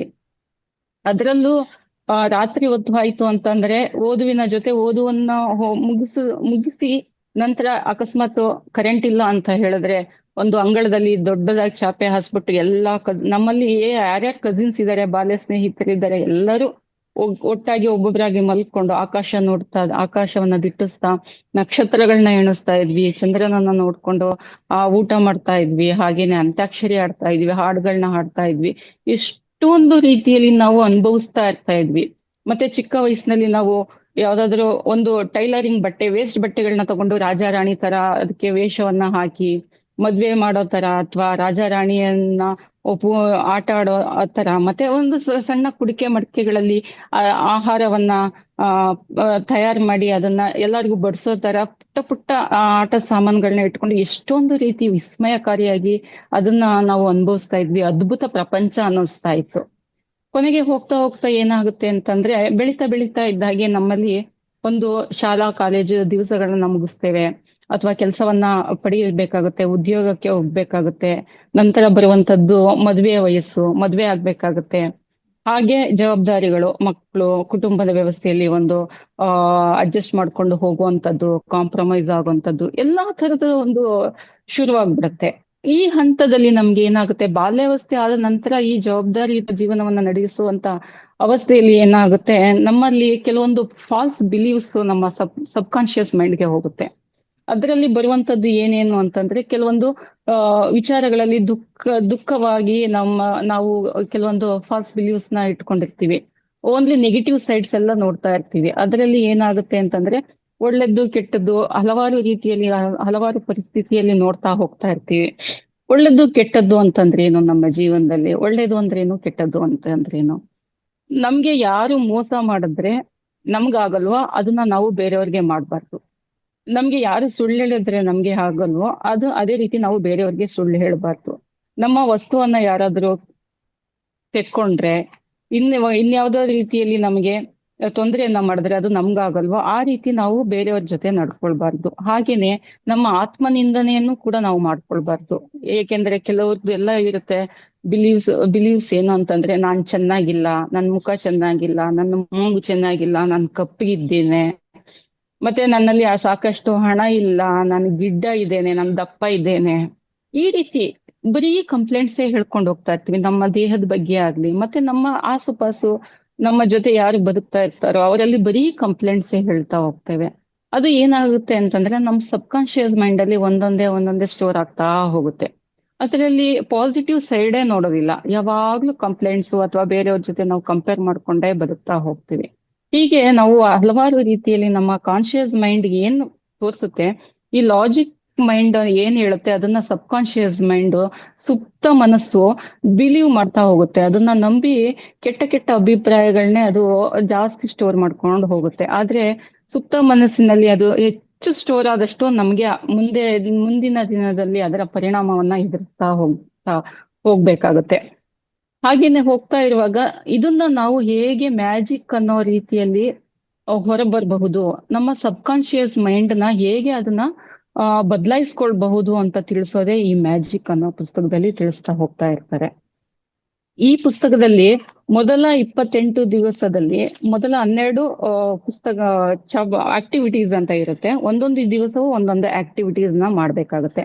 ಮೊದಲ ಆಕ್ಟಿವಿಟೀಸ್ ಏನು ಅಂತಂದ್ರೆ, 12 ದಿವಸದ ಪ್ರಾಕ್ಟೀಸ್ ನಲ್ಲಿ ಏನೇನಿದೆ ಅಂತ ಎಕ್ಸ್ಪ್ಲೇನ್ ಮಾಡ್ತಾರೆ ಅಂತ ಹೇಳಿದ್ರೆ, ನಾವು ಏನೇನು ಪಡ್ಕೊಂಡಿರ್ತೀವೋ ಇಲ್ಲಿವರೆಗೆ ನಮ್ಮ ಜೀವನದಲ್ಲಿ, ಎಷ್ಟೆಲ್ಲ ಪಡ್ಕೊಂಡಿರ್ತೀವಿ ಅಲ್ವಾ ಜೀವನದಲ್ಲಿ. ನಮ್ಗೆ ಆಹಾರ ಸಿಗ್ತಾ ಇದೆ, ಆಶ್ರಯ ನೀಡ್ಲಿಕ್ಕೆ ಒಂದು ಮನೆ ಇದೆ, ಅದು ಬಾಡಿಗೆ ಮನೆ ಆಗಿರ್ಬಹುದು, ಸ್ವಂತ ಮನೆ ಆಗಿರ್ಬಹುದು, ಒಂದು ಮನೆ ಅಂತ ಇದೆಯಾ. ಮತ್ತೆ ನಮ್ಮ ಅತ್ಯವಶ್ಯಕವಾದ ಬೇಸಿಕ್ ನೀಡ್ಸ್, ಊಟ, ನೀರು, ಚಳಿಗಾಲದಲ್ಲಿ ಹೊದ್ಕೊಳ್ಳಿಕ್ಕೆ ಬ್ಲಾಂಕೆಟ್ಸ್ ಗಳಿದೆ, ಆಶ್ರಯ ಪಡೀಲಿಕ್ಕೆ ಮನೆ ಇದೆ, ಹಾಗೂ ಪ್ರೀತಿ ವಿಶ್ವಾಸವನ್ನ ತೋರ್ಸ್ಲಿಕ್ಕೆ ಕುಟುಂಬದ ಸದಸ್ಯರಿದ್ದಾರೆ. ಸೊ ಇಷ್ಟೆಲ್ಲ, ಮತ್ತೆ ಖರ್ಚು ಮಾಡ್ಲಿಕ್ಕೆ ಬೇಕಾದ ಕೊಂಡ್ಕೊಳ್ಳಿಕ್ಕೆ ನಮ್ಗೆ ಹಣ ಇದೆ. ಸೊ ಒಳ್ಳೆ ಆರೋಗ್ಯ ಇದೆ, ನಮ್ಗೆ ಕೈಗಳಿದೆ, ಕಾಲ್ಗಳಿದೆ, ಆಯ್ತಾ, ನೋಡ್ಲಿಕ್ಕೆ ಕಣ್ಣಿದೆ, ಕಿವಿ ಇದೆ, ಎಲ್ಲ ಅಂಗಾಂಗಗಳು ಒಂದು ಸುಸ್ಥಿತಿಯಲ್ಲಿ ಹುಟ್ಟಿದ್ದೇವೆ ಅಲ್ವಾ. ಅದಕ್ಕೆ ನಾವು ಕೃತಜ್ಞತೆಯನ್ನ ಸಲ್ಲಿಸ್ಬೇಕು ಅಂತ ಮೊದಲ 12 ಆಕ್ಟಿವಿಟೀಸ್ ಅಲ್ಲಿ ಹೇಳ್ತಾರೆ. ಹಾಗೆ ಏನೇನು ನಮ್ಮಲ್ಲಿ ಸುಖವನ್ನ ಸಂತೋಷವನ್ನ ಅನುಭವಿಸ್ತಾ ಇದೀವೋ ಅದನ್ನ ಲೀಸ್ಟ್ ಮಾಡ್ಬೇಕಾಗುತ್ತೆ. ಪ್ರತಿ ದಿವಸ ಅದ್ರದ್ದು ಒಂದು ಬ್ಲೆಸ್ಸಿಂಗ್ ಕೌಂಟ್ಸ್ ಅಂತ ಇರ್ತದೆ. ಬ್ಲೆಸ್ಸಿಂಗ್ಸ್ ಕೌಂಟ್ ಅಂದ್ರೆ ಮಿನಿಮಮ್ 10 ಕೌಂಟ್ಸ್ ಆದ್ರೂ ಬರಿಬೇಕಾಗುತ್ತೆ. ಸೊ ಅದನ್ನ ಬರ್ದು ನಾವು ಅದನ್ನ ಪ್ರತಿ ರಾತ್ರಿ ಮಲ್ಕೊಳಕ್ ಮುಂಚೆ ಅದನ್ನ ಓದ್ಬೇಕು. ಗಟ್ಟಿಯಾಗಿ ಓದಿ ಅಥವಾ ಮನಸ್ಸಿನಲ್ಲೇ ಓದಿ ಕೊನೆಯಲ್ಲಿ thank you thank you thank you ಅಂತ 3 ಬಾರಿ ಹೇಳ್ಬೇಕು. ಕೇವಲ ಇದೊಂದು ಆಕ್ಟಿವಿಟೀಸ್ ಅದಕ್ಕೆ ಹೇಳ್ತೀವಿ ಅಂತ ಹೇಳ್ಬಾರ್ದು. ಧನ್ಯತೆ ಭಾವನೆ ಅನ್ನೋದು ಒಳಗಡೆಯಿಂದ ಬರ್ಬೇಕು, ಹೃದಯಾಂತರಾಳದಿಂದ ಬರ್ಬೇಕು. ಆ ಭಾವನೆ ಮುಖ್ಯ ಆಗುತ್ತೆ. ಯಾಕೆಂತಂದ್ರೆ ನಮ್ಮದು ವಾಕ್ ಕ್ಷೇತ್ರ, ಭಾವನಾ ಕ್ಷೇತ್ರ, ಕ್ರಿಯಾ ಕ್ಷೇತ್ರ ಅಂತ ಇದೆ. ನಾವು ಏನ್ ಮಾತಾಡ್ತೀವೋ ಅದು ನಮ್ಗೆ ಪಾಸಿಟಿವ್ ಆಗಿರ್ಬೇಕು. ಏನು ಯೋಚನೆ ಮಾಡ್ತೀವೋ ಅದು ಪಾಸಿಟಿವ್ ಆಗಿರ್ಬೇಕು. ಮತ್ತೆ ಏನು ಕೆಲಸಗಳನ್ನ ಮಾಡ್ತೀವೋ ಅದನ್ನು ಕೂಡ ಪಾಸಿಟಿವ್ ಆಗಿರ್ಬೇಕು. ಈಗ ಮನೆಯಲ್ಲಿ ದೊಡ್ಡವರು ಹೇಳ್ತಾ ಇದ್ರು ಏನಂತ, ಏನು ಕೆಟ್ಟದಾಗಿ ಮಾತಾಡ್ಬೇಡ, ಏನಾದ್ರೂ ಒಂದು ಆಚೆ ಈಚೆ ನೆಗೆಟಿವ್ ಆಗಿ ಮಾತಾಡಿದ್ರೆ ಹಾಗೆಲ್ಲ ಮಾತಾಡ್ಬೇಡ, ಅಶ್ವಿನಿ ದೇವತೆಗಳು ಮೇಲಿಂದ ಅಸ್ತು ಅಸ್ತು ಅಂತ ಹೇಳ್ತಾರೆ, ಅದು ಹೇಳ್ದಂಗೆ ಆಗುತ್ತೆ ಅಂತ. ಹಾಗಾಗಿ ನಾವ್ ಏನೇ ಒಂದು ಪದ ಬಳಸ್ಬೇಕು, ಒಂದು ಸೆಂಟೆನ್ಸ್ ಮಾತಾಡ್ಬೇಕು ಅಂತಂದ್ರೂ ಕೂಡ ಆಲೋಚನೆ ಮಾಡಿ ಮಾತಾಡ್ಬೇಕಾಗುತ್ತೆ. ಮತ್ತೆ ನಮ್ಮ ಭಾವನೆಗಳು ಹೇಗಿರ್ಬೇಕು ಅಂದ್ರೆ ಪ್ರತಿಯೊಂದು ಒಂದು ಸಾವಿರ ಸತಿ ಯೋಚನೆ ಮಾಡ್ಬೇಕಾಗುತ್ತೆ ನಾವು. ಸರಿಯಾಗಿ ಯೋಚನೆ ಮಾಡ್ತಾ ಇದೀವ, ನೆಗೆಟಿವ್ ಆಗಿ ಯೋಚನೆ ಮಾಡೋದನ್ನ ತಪ್ಪಿಸ್ಬೇಕಾಗುತ್ತೆ. ಪಾಸಿಟಿವ್ ಆಗಿ ಮಾತಾಡಿದ್ರೆ ಮಾತ್ರ, ಪಾಸಿಟಿವ್ ಆಗಿ ಯೋಚನೆ ಮಾಡಿದ್ರೆ ಮಾತ್ರ ಅದು ಸಬ್ ಕಾನ್ಶಿಯಸ್ ಮೈಂಡ್ ಅಲ್ಲಿ ಸ್ಟೋರ್ ಆಗ್ತಾ ಹೋಗೋದು. ಹಾಗೆ ನಾವು ಮಾಡುವಂತ ಕ್ರಿಯೆಗಳು, ಕರ್ಮಗಳು ಅಂತ ಏನ್ ಹೇಳ್ತೀವಿ, ಈಗ ಆಧ್ಯಾತ್ಮಿಕ ಜೀವನದಲ್ಲಿ ಬರುವಾಗ ಧ್ಯಾನ ಮಾಡೋದ್ರ ಮೂಲಕ ಕರ್ಮಗಳ ಬಗ್ಗೆ, ಕರ್ಮ ಸಿದ್ಧಾಂತದ ಬಗ್ಗೆ ಸಾಕಷ್ಟು ಬಾರಿ ಹಲವಾರು ಸ್ಪೀಕರ್ಸ್ ಮಾತಾಡಿದ್ದಾರೆ. ಏನು ಕರ್ಮ ನಮ್ಗೆ ಹೇಗೆ ನಮ್ಮ ಜೀವನದಲ್ಲಿ ಎಫೆಕ್ಟಿವ್ ಆಗಿ ಕೆಲಸ ಮಾಡುತ್ತೆ, ಕರ್ಮ ಸಿದ್ಧಾಂತವನ್ನ ಅರ್ಥ ಮಾಡಿಸ್ತಾ ಹೋಗ್ತಾರೆ. ಹಾಗಾಗಿ ನಾವು ಮಾಡುವಂತ ಕ್ರಿಯೆಗಳು, ಕೆಲಸಗಳು ಕೂಡ ಬಹಳ ಪರಿಣಾಮವನ್ನ ಮಾಡುತ್ತೆ. ಹಾಗಾಗಿ ವಾಕ್ಕ್ಷೇತ್ರ ಅನ್ನೋದು ಬಹಳ ಇಂಪಾರ್ಟೆಂಟ್. ಸೊ ಹಾಗಾಗಿ ನಾವು ಮಾತಾಡುವ ಪ್ರತಿ ಮಾತುವನ್ನು ನಾವು ಸರಿಯಾಗಿ ಗಮನಕ್ಕೆ ತೆಕ್ಕೊಂಡು ಮಾತಾಡ್ಬೇಕಾಗುತ್ತೆ. ಹೀಗೆ 12 ದಿವಸದ ಪ್ರಾಕ್ಟೀಸ್ ಅಲ್ಲಿ ನಾವು ಏನೇನು ಬ್ಲೆಸ್ಸಿಂಗ್ಸ್ ನ ಪಡಿತಾ ಇದೀವೋ, ಪಟ್ಟಿದೀವೋ ನಮ್ಮ ಜೀವನದಲ್ಲಿ, ಅದನ್ನ ಕೌಂಟ್ ಮಾಡ್ಬೇಕಾಗುತ್ತೆ. ನೆಕ್ಸ್ಟ್ 10 ಡೇಸ್ ಪ್ರಾಕ್ಟೀಸ್ ನಲ್ಲಿ ನಾವು ಏನನ್ನ ಮಾಡ್ಬೇಕು, ನಮ್ಮ ಜೀವನದಲ್ಲಿ ಏನ್ ಬೇಕಾಗಿದೆ ನಮ್ಗೆ, ಆ ನಮ್ಗೆ ನಿಜವಾಗ್ಲೂ ಏನ್ ಬೇಕು, ಕನಸಿನ ಮನೆ ಬೇಕು, ಮತ್ತೆ ನಮ್ಮ ಆರ್ಥಿಕ ಪರಿಸ್ಥಿತಿ ಚೆನ್ನಾಗಿರ್ಬೇಕು, ಕುಟುಂಬದ ಸದಸ್ಯರ ನಡುವೆ ಬಾಂಧವ್ಯ ಚೆನ್ನಾಗಿರ್ಬೇಕು, ಯಾವ ರೀತಿ ಇರ್ಬೇಕು, ಸ್ಟೂಡೆಂಟ್ಗಳಾದ್ರೆ ಎಷ್ಟು ಮಾರ್ಕ್ಸ್ ಸ್ಕೋರ್ ಮಾಡ್ಬೇಕು, ಅವರ ಉದ್ಯೋಗವನ್ನ ಎಲ್ಲಿ ಪಡಿಬೇಕು, ಹೇಗೆ ಅದನ್ನ ಈಸಿಯಾಗಿ ಪಡ್ಕೊಳ್ಬಹುದು ಅನ್ನೋದ್ರ ಬಗ್ಗೆ ಹೇಳ್ತಾ ಹೋಗ್ತಾರೆ. ಅದನ್ನ ಹೇಗೆ ಪಡಿಬೇಕು ಅನ್ನೋದನ್ನ ಮೊದ್ಲೇ ನಾವು ಒಂದು ದೃಶ್ಯೀಕರಣ ಮಾಡಿನೋ ಅಥವಾ ಹೀಗೆ ಬರಿಬೇಕು, ಹೀಗೆ ಪಡ್ಕೋಬೇಕು ಅನ್ನೋದನ್ನ ಬರ್ದಿಟ್ಕೊಂಡು ಅದ್ರ ಮೇಲೆ ಪ್ರಯೋಗ ಮಾಡಿ ಅದ ಪ್ರಾಕ್ಟೀಸ್ ಮಾಡ್ಬೇಕಾಗುತ್ತೆ. ಸೊ ನಂತರದ 6 ಪ್ರಾಕ್ಟೀಸ್ ಅಲ್ಲಿ ಅದು ಪ್ರಾಕ್ಟೀಸ್ ಮಾಡ್ತಾ ಮಾಡ್ತಾ ಧನ್ಯವಾದವನ್ನ ಹೇಳ್ತಾ ಹೇಳ್ತಾ ಹೇಳ್ತಾ ಕೊನೆಗೆ ನಮ್ಮಲ್ಲಿ ಅದು ಸಾಕಷ್ಟು ಬದಲಾವಣೆಯನ್ನ ತಂದು ನಾವು ನೆಕ್ಸ್ಟ್ ಲೆವೆಲ್ ಅಲ್ಲಿ ಹೋಗ್ಬಿಟ್ಟಿರ್ತೀವಿ. ಅದು ಹೇಗೆ ನಮ್ಮ ಜೀವಕೋಶಗಳಲ್ಲಿ, ನಮ್ಮ ದೇಹದ ಕಣದಲ್ಲೂ ಸೆಲ್ಯುಲರ್ ಲೆವೆಲ್ ಅಲ್ಲಿ ಅದು ಆಕ್ಟಿವ್ ಆಗಿ ಪಾರ್ಟಿಸಿಪೇಟ್ ಮಾಡುತ್ತೆ ಅಂತಂದ್ರೆ, ನಮ್ಮ ದೇಹದ ಜೀವಕೋಶದ ಕಣವು ಧನ್ಯವಾದವನ್ನ ಹೇಳುವ ಹಾಗೆ ಅದು ಪರಿವರ್ತನೆ ಆಗಿರುತ್ತೆ. ಪರಿಪೂರ್ಣವಾದ ಪಕ್ವತೆಯನ್ನ ನಮ್ಮ ಮನಸ್ಸಿನಲ್ಲಿ ಉಂಟಾಗಿರುತ್ತೆ. ಈ 28 ದಿನದ ಪ್ರಾಕ್ಟೀಸು ಅಷ್ಟು ಎಫೆಕ್ಟಿವ್ ಆಗಿ ಕೆಲಸ ಮಾಡ್ತಾ ಇರುತ್ತೆ. ಈ ಪ್ರಾಕ್ಟೀಸ್ ನಲ್ಲಿ ಧನ್ಯವಾದನ ಹೇಳ್ತಾ ಹೇಳ್ತಾ ಈ ಮ್ಯಾಜಿಕಲ್ ಪವರ್ ಅನ್ನು ಬೇರೆಯವರಿಗೆ ಸಹಾಯ ಮಾಡಲು ಹೇಗೆ ಬಳಸಬಹುದು, ಪ್ರಾಬ್ಲಮ್ಸ್ ನಿಂದ ಹೇಗೆ ಹೊರಗೆ ಬರಬಹುದು, ನೆಗೆಟಿವ್ ಸಿಚುಯೇಷನ್ ಸರ್ಕಮ್ಸ್ಟೆನ್ಸಸ್ ಏನಿದೆಯೋ ಅದರಿಂದ ಹೇಗೆ ಹೊರಗೆ ಬರ್ಬಹುದು ಅನ್ನೋದನ್ನ ತಿಳಿಸುತ್ತೆ. ಎಂಟೈರ್ ಲೈಫ್ ಪರ್ಮನೆಂಟ್ ಆಗಿ ನಾವು ಖುಷಿಯಾಗಿ ಇರೋದನ್ನ, ಖುಷಿಯಾಗಿ ಜೀವನ ಮಾಡೋದನ್ನ ಹೇಗೆ ಅಂತ ಈ ಮ್ಯಾಜಿಕ್ ಅನ್ನೋದು ತಿಳಿಸ್ಕೊಡ್ತಾ ಹೋಗುತ್ತೆ. ಸೊ ಪ್ರತಿದಿನ ಪ್ರಾಕ್ಟೀಸ್ ಮಾಡ್ಲೇಬೇಕಾಗುತ್ತೆ. ಒಂದು ದಿವಸ ಶುರು ಮಾಡಿದ್ರೆ ನೀವು 1ನೇ ತಾರೀಕೆ ಮಾಡ್ಬೇಕು ಅಂತ ಇಲ್ಲ. ಈಗ ಇದನ್ನ ಒಂದು ಪರಿಚಯಾತ್ಮಕವಾಗಿ ನಾನು ಹೇಳ್ತಾ ಇದ್ದೀನಿ ಅಂತಂದ್ರೆ, ಇವತ್ತಿಂದಾನೇ ನೀವು ಇದನ್ನ ಪ್ರಾಕ್ಟೀಸ್ ಅನ್ನ ಶುರು ಮಾಡಬಹುದು. ಈ ಪ್ರಾಕ್ಟೀಸ್ ಮಾಡೋದ್ರ ಜೊತೆಗೆ ನಮ್ಮಲ್ಲಿ ಅನೇಕ ಬದಲಾವಣೆಗಳಾಗ್ತಾ ಹೋಗುತ್ತೆ. ಪ್ರತಿ ದಿವಸ ಇದನ್ನ ಮಾಡ್ಲೇಬೇಕಾಗುತ್ತೆ. ಮತ್ತೆ ಪ್ರತಿ ದಿವ್ಸನೂ ಕೆಲವೊಂದು ರಾತ್ರಿ ಮಿಸ್ ಮಾಡಬಾರ್ದು, ಕಂಟಿನ್ಯೂಟಿ ಹೋಗುತ್ತೆ. ಒಂದು ವಿಷಯವನ್ನ ತೆಗೆದುಕೊಂಡ್ರೆ, ಈಗ 10 ಬ್ಲೆಸ್ಸಿಂಗ್ಸ್ ಕೌಂಟ್ ಮಾಡ್ಬೇಕು ಅಂತ ಹೇಳಿದ್ರೆ ಅದನ್ನ ಪ್ರತಿದಿನ 28 ದಿನಗಳ ಕಾಲ ಮುಂದುವರ್ಸ್ಕೊಂಡು ಹೋಗ್ಬೇಕಾಗುತ್ತೆ. ಅದ್ರ ನೆಕ್ಸ್ಟ್ ಡೇ ನಲ್ಲಿ ಅದು ಆಕ್ಟಿವಿಟೀಸ್ ಬೇರೆ ಇರುತ್ತೆ. ಆಕ್ಟಿವಿಟೀಸ್ ಬೇರೆ ಇದ್ದಾಗ ಅದನ್ನ 26 ದಿವಸಗಳ ಕಾಲ ಕಂಟಿನ್ಯೂ ಆಗಿ ಮಾಡ್ಬೇಕಾಗುತ್ತೆ. ಇಲ್ಲ ಅಂತಂದ್ರೆ ಒಂದು ವಿಷಯವನ್ನ ತೆಕ್ಕೊಂಡ್ರೆ ಅದು 1 ವಾರದವರೆಗೆ ಅದೇ ಪ್ರಾಕ್ಟೀಸ್ ಅನ್ನ ಮಾಡ್ಬೇಕಾಗುತ್ತೆ. ಇಲ್ಲದಿದ್ದರೆ ಹೀಗೆ ಪ್ರತಿ ದಿವಸ 28 ದಿವಸಗಳ ಕಾಲ ಪ್ರಾಕ್ಟೀಸ್ ಮಾಡ್ತಾ ಹೋಗುತ್ತೆ. ಬಟ್ ಬ್ಲೆಸ್ಸಿಂಗ್ಸ್ ಅನ್ನ ಕೌಂಟ್ ಮಾಡ್ತಾನೆ ಇರ್ಬೇಕಾಗತ್ತೆ. ನಮ್ಮ ಏನ್ ಬ್ಲೆಸ್ಸಿಂಗ್ಸ್ ಕೆಲವರಿಗೆ ಗೊತ್ತಾಗೋದಿಲ್ಲ. ಏನ್ ಬ್ಲೆಸ್ಸಿಂಗ್ಸ್ ಇದು? ನಾನು ಈಗಾಗ್ಲೇ ಹೇಳಿದೆ, ನಮ್ಮಲ್ಲಿ ಸಾಕಷ್ಟು ಆಶೀರ್ವಾದದ ಅನುಗ್ರಹವನ್ನ ನಾವು ಪಡ್ಕೊಂಡಿದೀವಿ. ಈಗ ನಾವು ಪ್ರಕೃತಿಗೆ ನಾವು ಬ್ಲೆಸ್ಸಿಂಗ್ ಥ್ಯಾಂಕ್ಸ್ ಹೇಳುವಂಥದ್ದು, ಪ್ರಕೃತಿಯಲ್ಲಿ ಇರುವಂತಹ ಪಂಚತತ್ವಗಳಿಗೆ, ಆಕಾಶ ತತ್ವ ಇದೆ, ನೀರಿದೆ, ನೀರನ್ನ ನಾವು ಸಕಲ ರೀತಿಯಲ್ಲೂ ಬಳಸ್ತಾ ಇರ್ತೇವೆ. ಹಾಗೇನೆ ನಾವು ಭೂಮಿಯನ್ನ ನಾವು ಉಪಯೋಗಿಸ್ತಾ ಇದ್ದೇವೆ ನಮ್ಮ ವಾಸಕ್ಕಾಗಿ, ನಮ್ಮ ಜೀವಿತಕ್ಕಾಗಿ. ಹಾಗೆಯೇ ಅಗ್ನಿಯನ್ನ ಬಳಸ್ತಾ ಇದ್ದೇವೆ. ಅಗ್ನಿ ಏನಕ್ಕೆ ಬಳಸ್ತೇವೆ? ನಾವು ಆಹಾರವನ್ನ ತಯಾರು ಮಾಡ್ಲಿಕ್ಕೆ. ಗಾಳಿಯನ್ನ, ಶ್ವಾಸವನ್ನ ತೆಗೆದುಕೊಳ್ತಾ ಇದ್ದೇವೆ. ಶ್ವಾಸ ತೆಗೆದುಕೊಳ್ಳೋದಕ್ಕೋಸ್ಕರ ನಾವು ಇಷ್ಟು ಮಟ್ಟಿಗೆ ನಾವು ಜೀವಂತವಾಗಿ ಇದ್ದೇವೆ.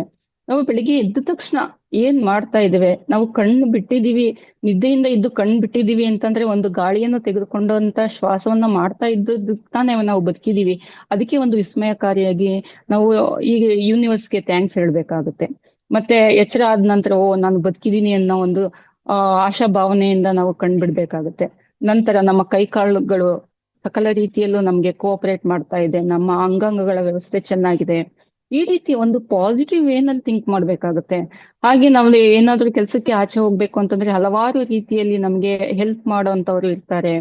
ದೂರದಲ್ಲಿ ನಡಿಯಕ್ಕಾಗಲ್ಲ ಅಂತಂದ್ರೆ ನಮ್ಗೆ ಹಲವಾರು ವಾಹನಗಳ ವ್ಯವಸ್ಥೆ ಇರುತ್ತೆ. ಆ ಡ್ರೈವರ್ಗಳಿಗೆ ಥ್ಯಾಂಕ್ಸ್ ಹೇಳೋಂಥದ್ದು. ಹೀಗೆ ದಿನನಿತ್ಯದಲ್ಲಿ ಒಂದು ದಿವಸ ನಾವು ತೆಕ್ಕೊಂಡ್ರೆ ಬೆಳಗ್ಗೆ ಎದ್ದಾಗಿನಿಂದ ರಾತ್ರಿ ಮಲಗುವವರೆಗೆ ಏನೆಲ್ಲ ಆಕ್ಟಿವಿಟೀಸ್ ಮಾಡ್ತೀವಿ, ಯಾರೆಲ್ಲ ನಮ್ಗೆ ಸಹಕಾರ ಮಾಡ್ತಾರೆ, ಅವ್ರಿಗೆಲ್ಲ ಥ್ಯಾಂಕ್ಸ್ ಹೇಳುವಂಥದ್ದು ಒಂದು ರೂಢಿಯನ್ನ ಮಾಡ್ಕೊಳ್ಬೇಕು.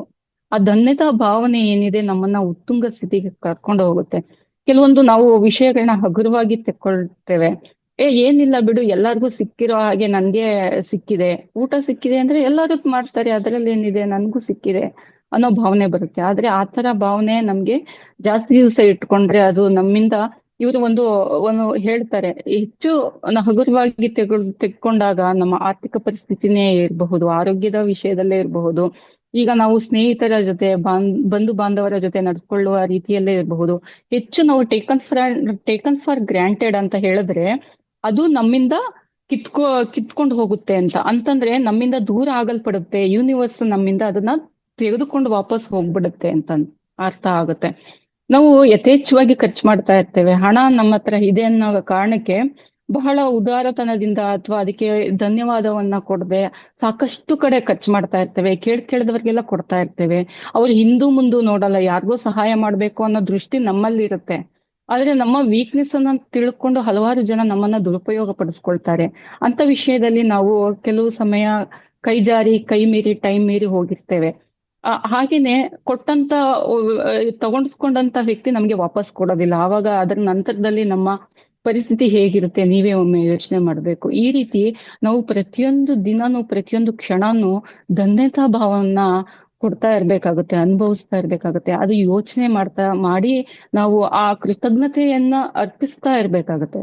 ಸೊ ಹಾಗಾಗಿ ಈ ಮ್ಯಾಜಿಕ್ ಅನ್ನೋದು ಬಹಳಷ್ಟು ಕಡೆ ಇದು ನಡ್ಕೊಂಡು ಹೋಗ್ತಾ ಇರುತ್ತೆ. ಈಗ ಗಂಡ ಹೆಂಡತಿ ಸಂಬಂಧನೇ ಇರಬಹುದು, ಟೇಕನ್ ಫಾರ್ ಗ್ರಾಂಟೆಡ್. ಅವಳನ್ನ ಮದ್ವೆ ಆಗಿರೋದೇ ಕೆಲಸ ಮಾಡೋದಕ್ಕೋಸ್ಕರ ಅನ್ನೋ ತರ ಟ್ರೀಟ್ ಮಾಡ್ತಾ ಇದ್ರೆ ಅವಳಲ್ಲೂ ಒಂದು ಭಾವನೆ ಬರುತ್ತೆ, ಯಾಕೆ ಈ ವ್ಯಕ್ತಿಯಲ್ಲಿ ಜೊತೆ ನಾನು ಈ ತರ ಇರ್ಬೇಕು, ನನ್ಗೆ ಆದ ಒಂದು ಸ್ವಾತಂತ್ರ್ಯ ಇದೆ, ಹೋಗ್ಬಿಡೋಣ ಅನ್ನೋ ಯೋಚನೆ ಮಾಡ್ತಾರೆ. ಅದೇ ರೀತಿ ಪುರುಷರಲ್ಲೂ ಕೂಡ ಪುರುಷರನ್ನ ಜಾಸ್ತಿ ಈ ಹೆಂಡತಿಯರು ಜಾಸ್ತಿ ಒಂಥರ ಟೇಕನ್ ಫಾರ್ ಗ್ರಾಂಟೆಡ್ ತರ ಟ್ರೀಟ್ ಮಾಡ್ತಾ ಇದಾರೆ. ಒಂದು ಬಹಳ ಹಗುರವಾಗಿ ಆ ಸಂಬಂಧವನ್ನ ತೆಕ್ಕೊಳ್ತಾ ಇದಾರೆ.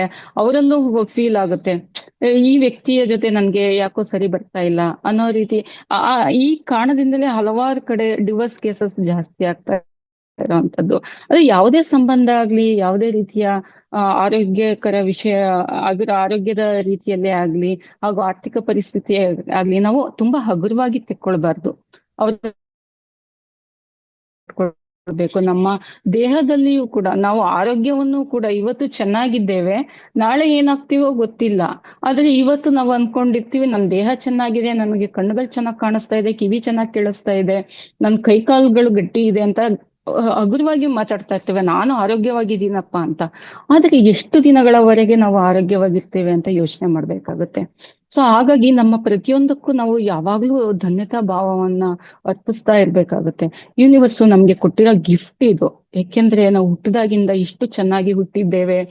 ನಾವು ಆತ್ಮ ನಿಂದನೆಯನ್ನ ಮಾಡ್ಕೊಳ್ಬಾರ್ದು. ಆತ್ಮ ನಿಂದನೆ ಮಾಡ್ತಾ ಮಾಡ್ತಾ ನಮ್ಗೆ ರೋಗಗಳು ಜಾಸ್ತಿ ಆಗುತ್ತೆ, ನಮ್ಮ ನಾಡಿಗಳಲ್ಲಿ ಬ್ಲಾಕೇಜಸ್ ಜಾಸ್ತಿ ಆಗುತ್ತೆ, ಅದರಿಂದನೇ ಕೊನೆಗೆ ನಮ್ಗೆ ಅನಾರೋಗ್ಯ ಜಾಸ್ತಿ ಎದುರಿಸ್ಬೇಕಾಗತ್ತೆ, ಆರ್ಥಿಕ ಪರಿಸ್ಥಿತಿಯು ಕೆಟ್ಟದಾಗಿ ಹೋಗ್ತಾ ಇರುತ್ತೆ. ಸೊ ಈ ರೀತಿಯಾಗಿ ನಾವು ನಮ್ಮ ಅಂಗಾಂಗಗಳಿಗೆ, ನಮ್ಮ ಆರ್ಥಿಕ ಪರಿಸ್ಥಿತಿಗೆ ಹಾಗೂ ನಮ್ಮ ಬಾಂಧವ್ಯಕ್ಕೆ ಬಹಳ ಬೆಲೆಯನ್ನ ಕೊಡ್ಬೇಕಾಗುತ್ತೆ. ಸೊ ಹಾಗಾಗಿ ನಾವು ಸಬ್ಕಾನ್ಶಿಯಸ್ ಮೈಂಡ್ ಏನಿದೆ ಈ ರೀತಿಯಾಗಿ ನಮಗೆ ಪರಿವರ್ತನೆಯನ್ನ ಮಾಡ್ಬೇಕಾಗುತ್ತೆ. ಸೊ ಈ ಪ್ರಾಕ್ಟೀಸ್ ನ ಮಾಡಕ್ ಮುಂಚೆ ಏನನ್ನ ಮಾಡ್ಬೇಕು ನಾವು ಅನ್ನೋದಾದ್ರೆ ಒಂದು ಲೀಸ್ಟ್ ಮಾಡ್ಬೇಕಾಗುತ್ತೆ. ನಾವು ನಮ್ಮ ಜೀವನದಲ್ಲಿ ಯಾವ ಸೈಡ್ ಅಲ್ಲಿ ನಮ್ಗೆ ಉನ್ನತಿಯನ್ನ ಹೊಂದಬೇಕು. ಈಗ ನಾವು ಸಾಕಷ್ಟು ಶ್ರೀಮಂತರಾಗಿದ್ದೇವೆ, ಆದ್ರೆ ಆರೋಗ್ಯ ಸರಿ ಇಲ್ಲ ಅಂತಂದ್ರೆ ನಮ್ಮ ಆರೋಗ್ಯ ಸರಿ ಹೋಗ್ಲಿಕ್ಕೆ ನಮ್ಮ ದೇಹದಲ್ಲಿ ಯಾವ ರೀತಿಯ ಕೊರತೆ ಇದೆ, ಯಾವ ರೀತಿ ಆರೋಗ್ಯ ಸರಿ ಹೋಗ್ಬೇಕು, ಅದನ್ನ ಡೀಟೇಲ್ ಆಗಿ ಬರೀಬೇಕಾಗುತ್ತೆ. ಒಂದು ಪುಸ್ತಕವನ್ನ ತೆಕ್ಕೊಂಡು ಅದನ್ನ ಡೀಟೇಲ್ ಆಗಿ ಬರಿಬೇಕು. ನನ್ನ ಆರೋಗ್ಯ ಈ ತರ ಆಗ್ಬೇಕು, ನನ್ಗೆ ಶ್ವಾಸಕೋಶದ ತೊಂದರೆ ಇದೆ, ಅದನ್ನ ಸರಿಪಡಿಸ್ಕೊಳ್ಳೋ ನಿಟ್ಟಿನಲ್ಲಿ ಈ ರೀತಿಯಾಗಿ ಬದಲಾವಣೆ ಆಗ್ಬೇಕು. ನನ್ನ ಹೃದಯದ ತೊಂದರೆ ಇದೆ, ಅದನ್ನ ಸರಿಪಡಿಸ್ಕೊಳ್ಳುವ ನಿಟ್ಟಿನಲ್ಲಿ ಈ ರೀತಿ ಸರಿ ಹೋಗ್ಬೇಕು. ಆ ರೀತಿ ಬರಿಬೇಕಾಗುತ್ತೆ. ದೇಹದ ವಿಷಯಕ್ಕೆ ಬಂದಾಗ ಸ್ಟೂಡೆಂಟ್ಸ್ ಗಳಾದ್ರೆ ವಿದ್ಯಾಭ್ಯಾಸಕ್ಕೆ ಸಂಬಂಧಪಟ್ಟಿದ್ದಾದ್ರೆ ಇಷ್ಟು ಸ್ಕೋರ್ ಮಾಡ್ಬೇಕು ಅನ್ನೋದನ್ನ ಬರಿಬೇಕು. ತುಂಬಾ ಡೀಟೇಲ್ ಆಗಿ ಬರಿಬೇಕು. ಎಷ್ಟು ಸ್ಕೋರ್ ಮಾಡ್ಬೇಕು, 99% 98%, ನಿಮ್ಮ ವಿಶ್ ಏನಿದೆ ಅದನ್ನ ಬರಿಬೇಕಾಗುತ್ತೆ.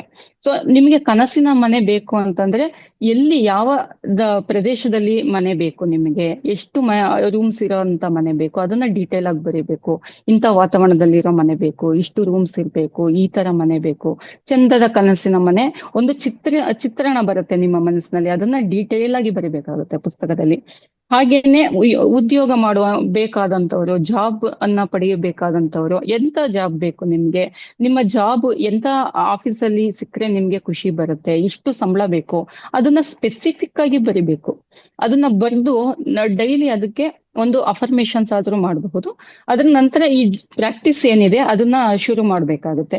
ಈ ಪ್ರತಿ ದಿವಸದಲ್ಲಿ ಏನೇನು ಶುರು ಮಾಡ್ಬೇಕು ಅಂತ ಹೇಳೋದಾದ್ರೆ, ಮೊದಲನೇ ದಿವಸದಲ್ಲಿ ಪ್ರಾಕ್ಟೀಸ್ ಏನೇನ್ ಮಾಡ್ಬೇಕು ಅಂತಂದ್ರೆ 10 ದಿನದ ಕೌಂಟ್ ಅನ್ನ 10 ಬ್ಲೆಸ್ಸಿಂಗ್ಸ್ ನ ಕೌಂಟ್ ಮಾಡ್ಬೇಕಾಗತ್ತೆ. ಈಗಾಗ್ಲೇ ಹೇಳಿದೆ 10 ಬ್ಲೆಸ್ಸಿಂಗ್ಸ್ ಏನೇನು, ನಾವೇನು ಉಸಿರಾಡ್ತಾ ಇದೀವಿ ಅದನ್ನ ಬರಿಬಹುದು, ಕೈಗಳು ಕಾಲ್ಗಳು ಚೆನ್ನಾಗಿದೆ ಅದನ್ನ ಬರಿಬಹುದು. ಹಾಗೇನೆ ನಾವು ಪ್ರತಿದಿನ ಆಹಾರವನ್ನ ಪಡಿತಾ ಇದ್ದೇವೆ ಅದನ್ನ ಬರಿಬಹುದು. ಹಲವಾರು ಜನರು ನಮ್ಮ ಜೀವನದಲ್ಲಿ ಒಳ್ಳೆಯ ರೀತಿಯಲ್ಲಿ ಉತ್ತಮ ರೀತಿಯಲ್ಲಿ ಸಹಕಾರ ನೀಡ್ತಾ ಇದ್ದಾರೆ, ಅದನ್ನ ಬರಿಬಹುದು. ಹಾಗೇನೆ ಸಾಕಷ್ಟು ಆಶೀರ್ವಾದಗಳನ್ನ ಪಡೆದಿದ್ದೇವೆ, ಅದನ್ನೆಲ್ಲ ಬರೀತಾ ಹೋಗ್ಬೋದು. 10 ಕೌಂಟ್ ಆದ್ಮೇಲೆ ಮಿನಿಮಮ್ 10 ಕೌಂಟ್ ಬರಿಬೇಕು, ಬ್ಲೆಸ್ಸಿಂಗ್ಸ್ ಕೌಂಟ್ ಬರಿಬೇಕು. ಅದ್ರ ನಂತರ ಅದನ್ನ ಓದ್ಬಿಟ್ಟು ಅದಕ್ಕೆ ಥ್ಯಾಂಕ್ ಯು ಅಂತ 3 ಬರುತ್ತೆ. ಅದನ್ನ ಬರೆದು ಹಾಗೇನೆ ಒಂದು ಡೈರಿಯನ್ನ ನೀವು ಮೇಂಟೈನ್ ಮಾಡ್ಬೇಕಾಗುತ್ತೆ. ಅಥವಾ ಡೈರಿನೇ ಬೇಕು ಅಂತಿಲ್ಲ, ಒಂದು ನೋಟ್ಬುಕ್ ಏನಾದ್ರೂ ಬರೆದು ನೋಟ್ಬುಕ್ ಅಲ್ಲಿ ಬರೆದು ನೀವು ಅದನ್ನ ಶುರು ಮಾಡ್ಬೇಕಾಗುತ್ತೆ. ಅದ್ರ ನಂತರ ಈ ಅಭ್ಯಾಸವನ್ನ ಪ್ರತಿ ದಿವಸ ಬೆಳಗ್ಗೆ ಎದ್ದಾಗ ಮಾಡ್ಬೇಕಾಗುತ್ತೆ. ಎದ್ದು ನಿಮ್ಮ ನಿತ್ಯ ಕರ್ಮಗಳನ್ನ ಮುಗಿಸಿ ಪ್ರಶಾಂತವಾದ ಸ್ಥಳದಲ್ಲಿ ಕುತ್ಕೊಂಡು ಈ ಬ್ಲೆಸ್ಸಿಂಗ್ಸ್ ಕೌಂಟ್ ಏನಿದೆ ಅದನ್ನ 10 ಮಿನಿಮಮ್ ಬರಿಬೇಕಾಗುತ್ತೆ. ಅದನ್ನ ದಿನನಿತ್ಯ 28 ದಿವಸಗಳ ಕಾಲ ಬರಿಬೇಕಾಗುತ್ತೆ. ಯಾಕೆಂದ್ರೆ ಯಾವುದೇ ಪ್ರಾಕ್ಟೀಸ್ ಹೊಸದಾಗಿ ಮಾಡ್ಬೇಕು ಅಂತಂದ್ರೆ ನಮ್ಗೆ ಮಿನಿಮಮ್ 28 ದಿವಸಗಳ ಬೇಕು ಅಥವಾ 21 ದಿವಸಗಳ ಬೇಕು ಅಂತ ಹೇಳ್ತಾ ಇರ್ತೀವಿ. ಅದನ್ನ ನಿರಂತರವಾಗಿ ಮಾಡ್ತಾ ಹೋದ್ರೆ ಅದು ನಮ್ಮ ಜೀವನದ ಭಾಗವಾಗಿ ಹೋಗ್ಬಿಡುತ್ತೆ. ಅದು ನಮ್ಮ ಜೀವನದಲ್ಲಿ ಒಂದು ಭಾಗವಾಗಿ ಹೋಗಿ ನಮ್ಮ ಜೀವನ ಸರಿಯಾದ ರೀತಿಯಲ್ಲಿ ಪರಿವರ್ತನೆ ಆಗುತ್ತೆ. ನಮ್ಮ ಸಬ್ ಕಾನ್ಶಿಯಸ್ ಮೈಂಡ್ ಅಲ್ಲಿ ಏನೇನಿದೆ ಕೆಟ್ಟ ಅಭಿಪ್ರಾಯಗಳು ನಮ್ಮ ಬಗ್ಗೆ ಆಗ್ಲಿ ಬೇರೆಯವರ ಬಗ್ಗೆ ಆಗ್ಲಿ ಅದು ಬದಲಾವಣೆ ಹೊಂದುತ್ತಾ ಹೋಗುತ್ತೆ, ನಮ್ಮ ಜೀವನ ಉತ್ತಮ ಸ್ಥಿತಿಗೆ ಹೋಗುತ್ತೆ ಅಂತಾನೆ ಹೇಳ್ಬಹುದು. ಮತ್ತೆ ನೆಕ್ಸ್ಟ್ ದಿವಸದ್ದು ಈ ಪುಸ್ತಕದಲ್ಲಿ ಇರುವಂತದ್ದು ನೀವು ಕೊಂಡ್ಕೊಳ್ಬಹುದು. ಈ ಪುಸ್ತಕವನ್ನ ಕೊಂಡ್ಕೊಂಡ್ ನಂತರ ಓದಿ ಇದನ್ನ ಇಂಪ್ಲಿಮೆಂಟ್ ಮಾಡ್ತಾ ಹೋಗ್ಬೇಕಾಗುತ್ತೆ. ಸೊ ಈ ಪುಸ್ತಕವನ್ನ ಕೊಂಡ್ಕೊಂಡ್ ನಂತರ ಮೊದಲನೇ ಪ್ರಾಕ್ಟೀಸ್ ಏನ್ ಮಾಡ್ತೀರಾ ಅದನ್ನ ಮಾಡಿದ ನಂತರ ನಾಳೆ ಪ್ರಾಕ್ಟೀಸ್ ಏನ್ ಮಾಡ್ಬೇಕು ಅನ್ನೋದನ್ನ ಇವತ್ತಿನ ನೈಟ್ ಓದ್ಬೇಕಾಗುತ್ತೆ. ಓದಿದ ನಂತರ ಅದನ್ನ ನಾಳೆ ದಿವಸದ ಆಕ್ಟಿವಿಟೀಸ್ ಅದು ಬೇರೆ ಇರುತ್ತೆ. ಸೊ 2ನೇ ದಿವಸದ ಆಕ್ಟಿವಿಟೀಸ್ ಏನಿದೆ ಅಂತ ಹೇಳಿದ್ರೆ ಇದೊಂದು ಹೇಳ್ಬಿಟ್ಟು ಇವತ್ತಿನ ಕ್ಲಾಸ್ ಇಲ್ಲಿಗೆ ಮುಗಿಸ್ತೇನೆ. ನಾಳೆ ಮತ್ತೆ ಅದರ ಮುಂದುವರೆದ ಭಾಗವಾಗಿ ಕಂಟಿನ್ಯೂ ಮಾಡ್ತೇನೆ. ಏಕೆಂದ್ರೆ 28 ದಿವಸದ್ದು ಆಕ್ಟಿವಿಟೀಸ್ ಅಂತಂದ್ರೆ ಇದು ಜಾಸ್ತಿ ಟೈಮ್ ತಗೊಳುತ್ತೆ. ನಮ್ಮ ಹಲವಾರು ವಿಚಾರಗಳಿದೆ, ಇದನ್ನ ಮಾತಾಡ್ತಾ ಹೋದ್ರೆ ಹಲವಾರು ರೀತಿಯಲ್ಲಿ ಎಕ್ಸ್ಪ್ಲೇನ್ ಮಾಡ್ತಾರೆ ಕೂಡ. ಇದು ಮಾಡ್ಲಿಕ್ಕೆ ಆಕ್ಟಿವಿಟೀಸ್ ನ ಮಾಡ್ಲಿಕ್ಕೆ ಈ ಚಟುವಟಿಕೆನ ಮಾಡ್ಲಿಕ್ಕೆ ತುಂಬಾ ಇಂಟ್ರೆಸ್ಟ್ ಕೂಡ ಬರುತ್ತೆ. ಸೊ 2ನೇ ದಿನದ ಚಟುವಟಿಕೆ ಏನು ಅಂತಂದ್ರೆ ಮ್ಯಾಜಿಕ್ ರಾಕ್ ಅನ್ನ ಒಂದು ಇಟ್ಕೊಳ್ಬೇಕು. ನಮ್ಮ ಮುಷ್ಟಿಯಲ್ಲಿ ಹಿಡಿದುಕೊಳ್ಳಬಹುದಾದಂತ ಗಾತ್ರದ ಒಂದು ಕಲ್ಲನ್ನ ತೆಗೆದುಕೊಳ್ಳಿ ಅಂತ ಹೇಳ್ತಾರೆ. ಈ ಕಲ್ಲನ್ನ ಎಲ್ಲಿ ಹುಡ್ಕೊಂಡು ಹೋಗೋದು, ನಿಮ್ಮ ಗಾರ್ಡನ್ ಅಲ್ಲಿ ನಿಮ್ಮ ಮನೆಯ ಸುತ್ತಮುತ್ತ ಯಾವ್ದಾದ್ರು ಒಂದು ಕಲ್ಲನ್ನ ಸಿಕ್ಕಿದ್ರೆ ಅದು ಯಾವುದೇ ಶಾರ್ಪ್ ಎಡ್ಜ್ ಇರಬಾರ್ದು, ಕೈಯಲ್ಲಿ ಮುಷ್ಟಿಯಲ್ಲಿ ಹಿಡಿದ್ರೆ ಅದು ಸಾಫ್ಟ್ ಆಗಿರ್ಬೇಕು, ಆ ರೀತಿಯ ಒಂದು ಕಲ್ಲನ್ನ ತೆಗೆದುಕೊಳ್ಳಿ. ಅಥವಾ ಕ್ರಿಸ್ಟಲ್ಸ್ ಯೂಸ್ ಮಾಡೋಂಥವ್ರಾದ್ರೆ ಕ್ರಿಸ್ಟಲ್ಸ್ ನ ಯೂಸ್ ಮಾಡಬಹುದು. ಈ ಕ್ರಿಸ್ಟಲ್ಸ್ ನ, ಈ ಕಲ್ಲನ್ನ ತೆಗೆದುಕೊಂಡು ಯಾವ ರೀತಿ ಇದನ್ನ ಉಪಯೋಗಿಸ್ಬೇಕು ಅಂತಂದ್ರೆ, ಇಡೀ ದಿನದಲ್ಲಿ ನಿಮಗೆ ಹಲವಾರು ರೀತಿಯ ಒಂದು ಚಟುವಟಿಕೆಗಳಿರುತ್ತೆ. ಒಂದು ಯಾವ್ದಾದ್ರು ಬೇಜಾರಾಗೋದು ಇರಬಹುದು, ಒಳ್ಳೆ ರೀತಿಯಲ್ಲೂ ಅದು ಇರಬಹುದು ದಿನನಿತ್ಯ ಕಾರ್ಯದಲ್ಲಿ. ಆದ್ರೆ ಬೇಜಾರಾಗಿರೋದ್ನೆಲ್ಲ ಸೈಡ್ಗೆ ಇಟ್ಬಿಡ್ಬೇಕು, ಅದನ್ನ ತೆಕ್ಕೊಳ್ಬಾರ್ದು. ಯಾವ್ದು ಒಳ್ಳೇದಾಗಿದೆಯೋ ಅದನ್ನ ಮಾತ್ರ ನಾವು ಅದನ್ನ ನೆನಪು ಮಾಡ್ಕೊಳ್ಬೇಕಾಗುತ್ತೆ.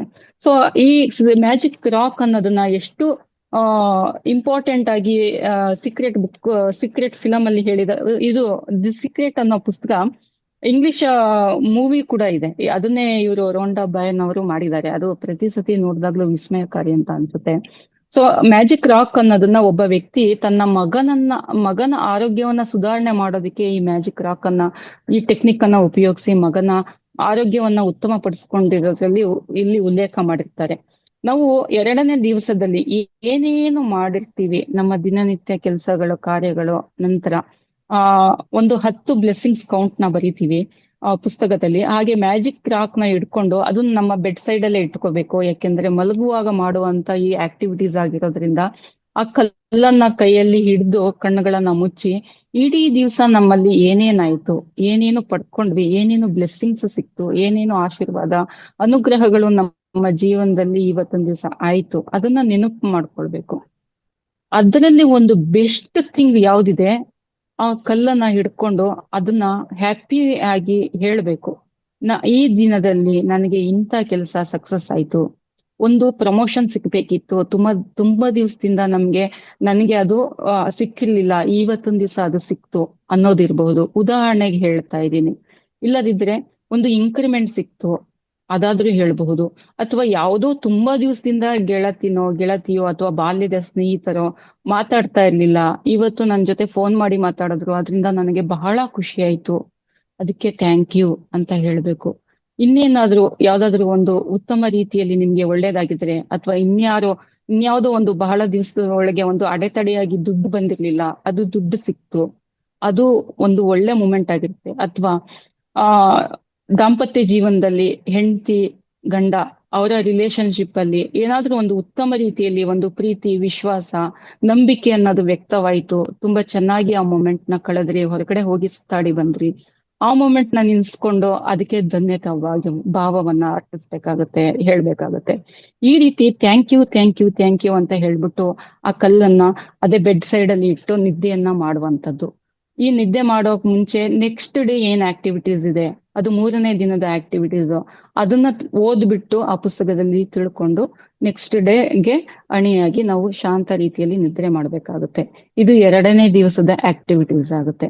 ಸೊ ಇವತ್ತಿಗೆ ಇಷ್ಟು ಸಾಕು ಅಂತ ಅನ್ಕೊಳ್ತೀನಿ. ಈಗ 4:49 ಆಯ್ತು. ಸೊ ಈ ತರ 28 ದಿನದಲ್ಲಿ 28 ಆಕ್ಟಿವಿಟೀಸ್ ಇರುತ್ತೆ. ಒಂದೊಂದೇ ಮಾಡ್ತಾ ಮಾಡ್ತಾ ಹೋದ್ರೆ ನಮ್ಮ ಜೀವನ ವಿಸ್ಮಯಕಾರಿ ರೀತಿಯಲ್ಲಿ ಬದಲಾಗ್ತಾ ಹೋಗುತ್ತೆ. ಯಾಕೆಂದ್ರೆ ಇದರಲ್ಲಿ ನಾನು ಕೂಡ ಭಾಗಿಯಾಗಿ, ನಾನು ಕೂಡ ಪ್ರತಿ ದಿವಸ ಬರಿತಾ ಇದ್ದೇನೆ. ಈ ಸೆಷನ್ ನಮ್ಮ ಕ್ಲಾಸ್ ಏನಿದೆ ಈ ತಿಂಗಳಲ್ಲಿ ಶುರುವಾದ ಮೊದಲನೇ ದಿನನೇ ನಾನು ಹೇಳಿದೆ, ಇಲ್ಲಿ ಸಾಕಷ್ಟು ಜನ ಪ್ರೆಸೆಂಟ್ ಇದ್ದೀರಾ, ಅವ್ರಿಗೆ ಗೊತ್ತಿರಬಹುದು. ನೀವು ಈ ದಿನದಿಂದನೇ ಹೊಸ ವರ್ಷ 2025ರಿಂದ ಜನವರಿ 1ನೇ ತಾರೀಕಿಂದ ಈ ಅಭ್ಯಾಸವನ್ನ ಮಾಡ್ತಾ ಬನ್ನಿ. ನಿಮ್ಮಲ್ಲಿ ಚಮತ್ಕಾರಿ ರೀತಿಯಲ್ಲಿ ಬದಲಾವಣೆಗಳಾಗ್ತಾ ಹೋಗುತ್ತೆ. ನಿಮ್ಮ ಕನಸುಗಳು, ಚಿಕ್ಕ ಚಿಕ್ಕ ಕನಸುಗಳು, ದೊಡ್ಡ ದೊಡ್ಡ ಕನಸುಗಳು ಎಲ್ಲವೂ ಸಾಕಾರಗೊಳ್ತಾ ಹೋಗುತ್ತೆ. ನಮ್ಮ ಬ್ರೈನ್ ವೈರಿಂಗ್ ಏನಿದೆ ಅದು ಮಾರ್ಪಾಡಾಗ್ತಾ ಹೋಗುತ್ತೆ ಪಾಸಿಟಿವ್ ವೇನಲ್ಲಿ. ಯಾವಾಗ್ಲೂ ಒಳ್ಳೆಯದನ್ನೇ ಮಾತಾಡಿ, ಒಳ್ಳೆಯದನ್ನೇ ಆಲೋಚನೆ ಮಾಡಿ, ಒಳ್ಳೆಯದನ್ನೇ ಕೆಲಸಗಳನ್ನ ಮಾಡಿ ಅಂತ ಹೇಳ್ತಾ ಎಲ್ಲರೂ ಸಾಕಷ್ಟು ರೀತಿಯಲ್ಲಿ ಒಳ್ಳೆಯ ಉತ್ತಮ ಜೀವನವನ್ನ ಪಡೆಯುತ್ತಾ ಹೋಗೋಣ ಅಂತ ಹೇಳ್ತಾ ಇಂದಿನ ಸೆಷನ್ ಅನ್ನ ನಾನು ಇಲ್ಲಿಗೆ ಸಂಪನ್ನಗೊಳಿಸ್ತಾ ಇದ್ದೇನೆ. ಇಷ್ಟು ಹೊತ್ತು ನನ್ನ ಮಾತನ್ನ ಕೇಳಿದ ತಮ್ಮೆಲ್ಲರಿಗೂ ನನ್ನ ಹೃತ್ಪೂರ್ವಕ ಧನ್ಯವಾದಗಳು. Thank you. Okay, very nice. ತುಂಬಾನೇ ಅದ್ಭುತವಾಗಿತ್ತು ಡಾಕ್ಟರ್ ಯಶೋಧ ಅವರೇ.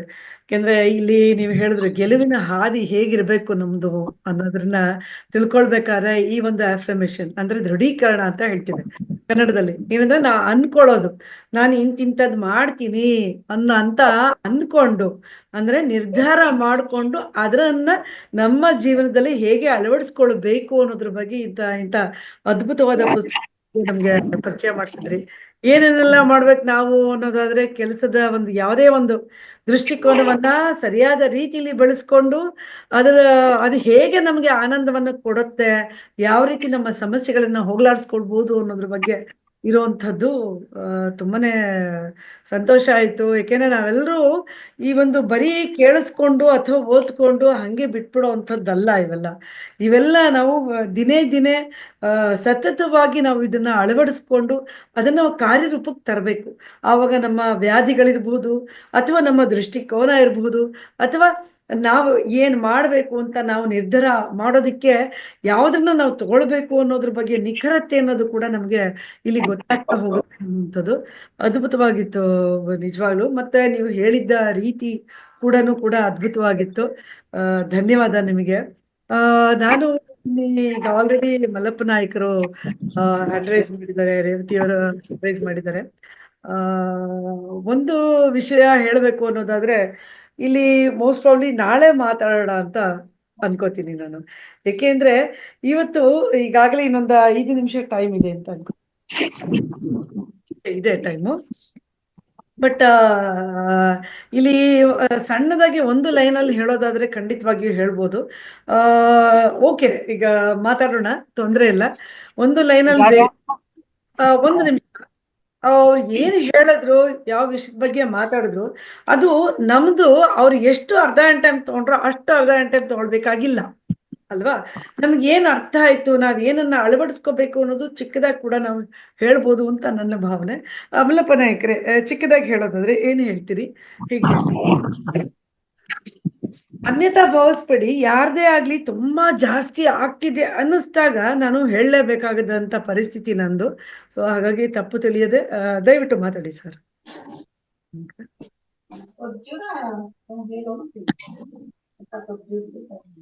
ನಮಸ್ತೆ ಮೇಡಮ್. ನಮಸ್ತೆ ಎಲ್ಲ ಆತ್ಮಬಂಧುಗಳಿಗೆ ನಮಸ್ತೆ. ಮೇಡಮ್ ಡಾಕ್ಟರ್ ಯಶೋಧ ಮೇಡಮ್ನವ್ರಿಗೆ ನಮಸ್ತೆ, ಹಾಗೂ ಮಾಲಿನಿ ಮೇಡಮ್ನವ್ರಿಗೂ ನಮಸ್ತೆ. ಎಲ್ಲ ಆತ್ಮಬಂಧುಗಳಿಗೆ ನನ್ನ ಅನಂತ ನಮಸ್ಕಾರಗಳು. ತಾವ್ ಹೇಳ್ದಾಗೆ ಸ್ವಲ್ಪ ನನಗೆ ಸಮಯ ಜಾಸ್ತಿ ಬೇಕು ಮೇಡಮ್. ಅದು ಮೊದಲಿಂದನೂ ನಂದು ಅಭ್ಯಾಸ ಆಗ್ಬಿಟ್ಟಿದೆ ನನಗದು. ಏನಾದ್ರೂ ಹೇಳ್ಬೇಕಂದ್ರೆ ನನಗೆ ಮನಸ್ಪೂರ್ವಕವಾಗಿ ಹೇಳಿದ್ರೇನೆ ನನಗೆ ಆನಂದ. ಹಾಗಾಗಿ ಕಡಿಮೆ ಸಮಯದಲ್ಲಿ ನೀವು ಅದೇ ಬುಲೆಟ್ ಪಾಯಿಂಟ್ಸ್ ಅನ್ನ ಇದ್ ಮಾಡ್ಕೊಂಡು ಹೇಳಿ ಅಂತ ಹೇಳ್ತಿದ್ದೀರಾ. ಅದೇ ಪ್ರಯತ್ನ ನಡೀತಾ ಇದೆ. ಮುಂದಿನ ದಿನಗಳಲ್ಲಿ ಅದಕ್ಕೆ ನಾನು ತಯಾರಾಗ್ತೀನಿ ಅಂತ ಹೇಳ್ತಿದ್ದೀನಿ. ಒಟ್ಟಾರೆಯಾಗಿ ಇವತ್ತು ತಯಾರಾಗಿ ಮಾತಾಡ್ಬಿಡಿ ಸರ್. ಓವರ್ ಆಲ್ ನಿಮ್ಗೆ ಇಷ್ಟ ಆಗಿದೆ ಅನ್ನೋದು ನಿಮ್ ಮಾತಿನಲ್ಲಿ ಗೊತ್ತಾಯ್ತು, ಹೇಳಿರುವಂತ ವಿಷಯಗಳು ನಿಮ್ಗೆ. ಓಕೆ, ಚಿಕ್ಕದಾಗಿ ಹೇಳಿ ಸರ್. ಚಿಕ್ಕದಾಗಿ ಹೇಳ್ಬೇಕು ಅಂತ ಹೇಳಿದ್ರೆ, ನಾವು ಈಗ ಒಬ್ಬ ಮನುಷ್ಯ ನಾವೇನ್ ಹುಟ್ಟಿದಾಗಿನಿಂದ 3 ಅವಸ್ಥೆಗಳನ್ನ ನಾವು ಕಾಣ್ತೇವೆ: ಬಾಲ್ಯ, ಯೌವನ, ಮುಪ್ಪು ಅಂತ ಹೇಳ್ಬಿಟ್ಟು. ಬಾಲ್ಯದಲ್ಲಿ ನಮ್ಮ ಚಟುವಟಿಕೆಗಳು ಹೇಗಿರ್ತವೆ, ಹಾಗೂ ಪ್ರೌಢಾವಸ್ಥೆಯಲ್ಲಿ ನಾವು ಹೇಗಿರ್ತೀವಿ. ಈಗ 2 ಅಂಶಗಳನ್ನ ತಿಳಿಸಿದ್ದಾರೆ, ಬಾಲ್ಯ ಮತ್ತು ಯೌವನದಲ್ಲಿ. ಬಾಲ್ಯದಲ್ಲಿ ನಾವೆಲ್ಲವನ್ನು ನೋಡ್ತಾ ಕಲಿಕೆ ಏನು ನೋಡ್ತಾ ಮಾಡೋದು ಕಡಿಮೆ, ಬರೀ ನೋಡ್ತಾ ತಿಳಿತಾ ಅದರಲ್ಲಿ ಸಂತಸದ ಒಂದು ಕಲಿಕೆಯನ್ನ ನಾವು ತೊಡಗಿರ್ತೀವಿ. ಪ್ರತಿಯೊಂದು ಚಟುವಟಿಕೆಯನ್ನು ನಾವು ಬಹಳ ಆನಂದ ಪಡ್ತೀವಿ, ಖುಷಿ ಅನುಭವಿಸ್ತೀವಿ ಅದರಲ್ಲಿ ಅಂತ ಹೇಳಿದ್ರು. ಇನ್ನು ಪ್ರೌಢಾವಸ್ಥೆಗೆ ಬಂದಾಗ ಅಲ್ಲಿ ಜವಾಬ್ದಾರಿ ಅಂತ ಬರ್ತತಿ. ಅವಾಗ ಮದುವೆ, ಮಕ್ಕಳು, ದುಡಿಮೆ, ಆಸ್ತಿ ಪಾಸ್ತಿ ಗಳಿಕೆ ಹೀಗೆ ಮಾಡ್ತಾ, ಜೊತೆಗೆ ನಮ್ಮ ಪರಿಸರದಲ್ಲಿರ್ತಕ್ಕಂಥ ಪ್ರತಿಯೊಬ್ಬರನ್ನು ಗಮನಿಸಿ ನಾವು ಅವರಲ್ಲಿರ್ತಕ್ಕಂಥ ಋಣಾತ್ಮಕ ಅಂಶಗಳನ್ನ ಮಾತ್ರ ಗಮನಿಸಿ ಅದನ್ನು ಸುತ್ತ ಮನಸ್ಸಿಗೆ ತುಂಬ್ತಾ ಇರ್ತೀವಿ. ಇದು ಬೇಡ. ಯಾವುದೇ ಅವಸ್ಥೆಯಲ್ಲಿದ್ರು ಕೂಡ ನಾವು ಧನಾತ್ಮಕ ಒಂದು ಚಿಂತನೆಗಳನ್ನ ನಮ್ಮ ಸುತ್ತ ಮನಸ್ಸಿಗೆ ತುಂಬಬೇಕು. ಆ ಮುಖೇನ ನಾವು ಒಬ್ಬ ಒಳ್ಳೆಯ ವ್ಯಕ್ತಿ ಆಗ್ಬೋದು ಅನ್ನೋದನ್ನ ತಿಳಿಸಿದ್ರು. ಜೊತೆಗೆ ವಿಶೇಷವಾಗಿ ದಿ ಮ್ಯಾಜಿಕ್ ಬುಕ್ ಅಥವಾ ಯಕ್ಷಿಣಿ ವಿದ್ಯೆ ಪುಸ್ತಕದ ಬಗ್ಗೆ ಹೇಳೋದಾದ್ರೆ, 28 ದಿನದ ಒಂದು ವೇಳಾಪಟ್ಟಿ ಅದರಲ್ಲಿದೆ. ಅದರಲ್ಲಿ ಮೊದಲನೇದಾಗಿ 12 ದಿನದನ್ನ ನಾವು ಆಚರಣೆ ಮಾಡೋಣ. ಅದರಲ್ಲಿ ಮೊದಲನೇ ದಿನಕ್ಕೆ ಬಂದಾಗ ನಮ್ಮ ಈ ದಿನದಲ್ಲಿ ಏನೇನ್ ನಡೀತು ಅಥವಾ ಏನಿಲ್ಲ ಅನ್ನೋದನ್ನ 10 ಮುಖ್ಯವಾದ ಅಂಶಗಳನ್ನ ಪಟ್ಟಿ ಮಾಡಿ ಅಂತ ತಿಳಿಸಿದ್ರು. ಅದಾದ್ಮೇಲೆ ಮುಖ್ಯವಾಗಿ ಮುಂದೆ ನಾವೇನಾಗ್ಬೇಕು ಅನ್ನೋದ್ರ ಬಗ್ಗೆ ಹೇಳ್ತಾ ಬಹಳ ಇದೆ ಇದರಲ್ಲಿ. ಮುಂದೆ ನಾವ್ ಏನಾಗ್ಬೇಕು ಅನ್ನೋದಾದ್ರೆ, ನಮ್ಮ ಬೇಡಿಕೆಗಳನ್ನು ಈಡೇರಿಸಬೇಕು ಅನ್ನೋದಾದ್ರೆ ಅದರಲ್ಲಿ ನೀಡ್ಸ್ ಅಂದ್ರೆ ಆದ್ಯತಾ ಪಟ್ಟಿಯನ್ನ ನಾವು ರೆಡಿ ಮಾಡಿಕೊಂಡು ಅದರಲ್ಲಿ ಒಂದೊಂದು ಅಂಶವನ್ನ ನಾವು ಪ್ರತಿನಿತ್ಯ ನಮ್ಮ ಏನು ಯೂನಿವರ್ಸ್ಗೆ ಹೇಳ್ತಾ ಹೋದ್ರೆ ಖಂಡಿತ ಆ ನಿಟ್ಟಿನಲ್ಲಿ ನಾವು ಯಶಸ್ಸನ್ನ ಕಾಣ್ಬೋದು. ಅದಕ್ಕೆ ಸಹಕಾರಿಯಾಗಿ ಒಂದು ಕಲ್ಲು ಅಥವಾ ಕ್ರಿಸ್ಟಲ್ಸ್ ಅನ್ನ ಬಳಸಿ ಅದನ್ನ ಕೈಯಲ್ಲಿ ಇಟ್ಕೊಂಡ್ಬಿಟ್ಟು ನಾವು ನಮ್ಮ ಏನು ಇದನ್ನ ಮಾಡ್ಕೊಳ್ತಾ ಇದೀವಿ ಇವತ್ತು ಯೂನಿವರ್ಸ್ ತಿಳಿಸ್ತಾ ಇದ್ದೀವಿ ಅದನ್ನ ನೀವು ಕ್ರಮವಾಗಿ ಹೇಳಿ ಅದನ್ನ ಧನ್ಯತಾ ಭಾವವನ್ನ ಹೊಂದಿದ್ರೆ ಖಂಡಿತ ಅದು ನೀವು ಸಾಧನೆ ಆಗುತ್ತೆ ಅನ್ನೋ ಮಾತನ್ನು ತಿಳಿಸಿದ್ರು. ಇಷ್ಟು ನಾನು ಇವತ್ತಿನ ಅಂಶಗಳನ್ನ ಹೇಳಲಿಕ್ಕೆ ಇಷ್ಟಪಡ್ತೀನಿ ಮೇಡಮ್. ಅವಕಾಶಕ್ಕಾಗಿ ಧನ್ಯವಾದ madam. Thank you madam. Thank you. ಇಲ್ಲ, ಅದ್ಭುತವಾಗಿ ಹೇಳಿದ್ರಿ ಸರ್. ನೀವೇನ್ ಹೇಳ್ಬೇಕು ಅನ್ಕೊಂಡಿದ್ದೀರೋ ನೋಡಿ ಅಷ್ಟನ್ನು ಹೇಳಿದ್ರಿ. ಇದೇ ಬೇಕಾಗಿರೋ ಸರ್. ಇಲ್ಲಿ ವಿಷಯ ಅನ್ಯತಾ ಭಾವಿಸ್ಬೇಡಿ, ನಾ ಹೇಳಿದ್ ಇಷ್ಟ. ಇಲ್ಲಿ ಪ್ರತಿಯೊಬ್ಬರಿಗೂ ಮಾತಾಡ್ಲಿಕ್ಕೆ ಅವಕಾಶ ಕೊಡ್ಬೇಕು ಸರ್, ಅಲ್ವಾ? ಖಂಡಿತ ಬೇರೇನೂ ಅಲ್ಲ. ಧನ್ಯವಾದ ಸರ್. ಧನ್ಯವಾದ ಮೇಡಮ್. ಮಾತಾಡಿ. Thank you madam. ಎಲ್ರಿಗೂ ನಮಸ್ತೆ. ನಮಸ್ತೆ. ನನಗೆ ಬಹಳ ಇಂಪ್ರೆಸ್ ಆಯ್ತು ಮಾತಾಡಿದ್ದು, ನಿಜವಾಗ್ಲೂ ಬಹಳ ಚೆನ್ನಾಗಿತ್ತು. ಇನ್ನೊಂದೇನು ಅಂತಂದ್ರೆ, ನಾನು power of sub conscious mind ಆಮೇಲೆ ಪವರ್ ಆಫ್ ಪಾಸಿಟಿವ್ ಥಿಂಕಿಂಗ್ ಇದು 2 ಬುಕ್ಕನ್ನ ಓದಿದ್ದೇನೆ.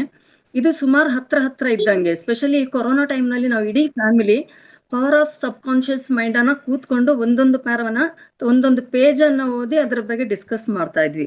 ಯಾಕಂತಂದ್ರೆ ಅಂತ ಸಂದರ್ಭದಲ್ಲಿ ನಾವು ಬೇರೇನು ಮಾಡಕ್ ಆಗ್ತಾ ಇಲ್ಲ. ಆಟ ಆಡ್ತಾ ಇದ್ವಿ, ಆಕ್ಚುಲಿ ಕ್ಯಾರಂ ಬೋರ್ಡ್ ಆಟ ಅಂತದೆಲ್ಲ ಆಡ್ತಾ ಇದ್ವಿ. ಅದರ ಜೊತೆಗೆ ಅಂದ್ರೆ ನಾನು, ನಮ್ಮ ಹಸ್ಬೆಂಡ್, ನನ್ನ ಮಗಳು, ನಮ್ಮ ಅಳಿಯ, ನಾವು ಒಟ್ಟಿಗೆ ಇದ್ವಿ. ಸೊ ಅದನ್ನ ಓದ್ತಾ ಇದ್ವಿ. ಯಶೋಧ ಮೇಡಮ್ ಹೇಳಿದಂತ ಒಂದು ಅಂಶ ಏನಿದೆ, ಇದನ್ನ ಕೆಲವನ್ನ ನಾವು ಪ್ರಾಕ್ಟೀಸ್ ಮಾಡ್ತಾ ಇದ್ವಿ. ಅದ್ರಲ್ಲಿ ಏನ್ ಹೇಳುತ್ತೆ ಅಂದ್ರೆ, you repeat what you want.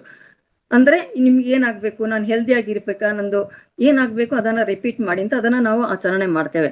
ಇನ್ನೊಂದು ಹೇಳಬೇಕು ಅಂತಂದ್ರೆ, ಯಶೋಧ ಮೇಡಮ್ ಫಸ್ಟ್ಗೆ ಹೇಳಿದ್ದು ನಾನು ಇಲ್ಲಿ ಪುಸ್ತಕದಲ್ಲಿ ಬರೆದಿದ್ದೇನೆ, ಥ್ಯಾಂಕ್ಸ್ ಗಿವಿಂಗ್. ಆದ್ರೆ ಮೇಡಮ್ ಹೇಳಿದಷ್ಟು ಅಲ್ಲ, ಬಟ್ ಎವ್ರಿ ಡೇ ಯಾರಿಗೆ ಥ್ಯಾಂಕ್ಸ್ ಕೊಡ್ತಾ ಇದ್ದೇವೆ ಅಂತ ಹೇಳ್ಕೊಂಡು 13ನೇ ತಾರೀಕುವರೆಗೂ ನಾನು ಬರೆದಿದ್ದೇನೆ. ಅದು ಇಲ್ಲಿ ಇಟ್ಕೊಂಡಿದ್ದೇನೆ. ಇನ್ನೊಂದೇನು ಅಂತಂದ್ರೆ, ಈ ಇಡೀ ಒಂದು ಅಂಶ ಏನನ್ನ ಹೇಳ್ತದೆ ಅಂದ್ರೆ, ನಾವು ಯಾವಾಗ ಸಕಾರಾತ್ಮಕ ಒಂದು ಆಲೋಚನೆಯನ್ನ ಮಾಡ್ತೇವೆ, ಇದು ನಿಜವಾಗ್ಲೂ ನಮ್ಮ ಬಾಡಿ ಸೆಲ್ನಲ್ಲಿ ಆಕ್ಟಿವೇಟ್ ಆಗಿ ನಮಗೆ ಒಳ್ಳೇದನ್ನ ಕೊಡ್ತದೆ ಅಂತ ಹೇಳತಕ್ಕಂಥದ್ದು. ಇದರಿಂದ ಕಾಯಿಲೆನೂ ಆಗ್ಬೋದು, ಸಂಪತ್ತು ಬರಬಹುದು, ಎಲ್ಲವೂ ಸಹ ಬರಬಹುದು. ಸೊ ಇದು ನಿಜವಾಗ್ಲೂ ನಮ್ಗೆ ಒಂಥರ ಕಣ್ಣು ತೆರೆಸಿದಂಗೆ. ಜೊತೆಗೆ ನನಗೆ ಇದರ ಬಗ್ಗೆ ಹೆಚ್ಚಿನಲ್ಲ, ಅಲ್ಪ ಪ್ರಮಾಣದ ಒಂದು ಮಾಹಿತಿ ಇತ್ತು. ಇದನ್ನ ಇವತ್ತು ನಿಜವಾಗ್ಲೂ ಸಂಪೂರ್ಣಗೊಳಿಸಿದ್ದಾರೆ. ಇನ್ನೊಂದೇನು ಅಂತಂದ್ರೆ, ನಾವು ನಾಳೆ ಬಾಗಲಕೋಟೆಗೆ ಹೋಗ್ತಾ ಇರುವ ಕಾರಣ ಕೂಡಲ ಸಂಗಮದಲ್ಲಿ ಏನ್ ಧ್ಯಾನ ಕಾರ್ಯಕ್ರಮ ಇದೆ, ಅದಕ್ಕೆ ಹೋಗೋ ಕಾರಣ 3 ದಿನ ನಾವು ಮಿಸ್ ಮಾಡ್ಕೊಳ್ತೇವೆ. ಬಟ್ ಅಲ್ಲಿ ರೆಕಾರ್ಡ್ ಆಗೋ ಕಾರಣ ಅದನ್ನ ನಾನು ಖಂಡಿತವಾಗ್ಲಿ ಓದಿ ಇದನ್ನ ಪ್ರಾಕ್ಟೀಸ್ ಮಾಡ್ತೇನೆ ಅಂತ ಹೇಳತಕ್ಕಂತ ಒಂದು ಭರವಸೆನೆ ಕೊಟ್ಟು ಎಲ್ರಿಗೂ ಧನ್ಯವಾದಗಳು. ಧನ್ಯವಾದ ಮೇಡಮ್. ಇದು ಅಫರ್ಮೇಶನ್ ಅಂತ ಅಥವಾ ದೃಢೀಕರಣ ಅಂತ ಹೇಳ್ಬೋದು. ಇದು ನಾವೆಲ್ಲರೂ ಮಾಡ್ಕೊಳ್ಳೋದ್ರಿಂದ ಬಹಳ ಒಳ್ಳೇದು. ಯಾಕೆಂದ್ರೆ ನಾನು ಪ್ರತಿದಿನನೂ ಹೇಳ್ತಾ ಇರ್ತೀನಿ, ನೀವು ಕನ್ನಡಿ ಮುಂದೆ ನಿಂತ್ಕೊಂಡು ನಾನು ತುಂಬಾ ಚೆನ್ನಾಗಿದ್ದೀನಿ, ನಾನು ಸೊಗಸಾಗಿ ಮಾತಾಡ್ತೀನಿ, ನಾನು ಸೊಗಸಾಗಿ ನೋಡೋದಕ್ಕೆ ಕಣ್ಣಿದೆ, ಇವೆಲ್ಲ ಅನ್ಕೊಳ್ಳಿ ಅಂತ ನಾನು ಡೈಲಿ ಹೇಳ್ತಿರ್ತೀನಿ. ಇದು ದಿನವೂ ಹೇಗೆ ಅಂತ ಅದ್ಭುತವಾಗಿ ಯಶೋಧ ಅವ್ರು ಹೇಳಿದ್ದಾರೆ. ಧನ್ಯವಾದಗಳನ್ನ ಅವ್ರಿಗೆ ತಿಳಿಸ್ತಾ ವೇದವತಿ ಮೇಡಮ್ ಮಾತಾಡಿ ಮೇಡಮ್. ಹಾ, ನಮಸ್ಕಾರ ಮೇಡಮ್. ನಮಸ್ತೆ ಡಾಕ್ಟ್ರರೇ, ಎಲ್ಲರಿಗೂ ನಮಸ್ಕಾರ.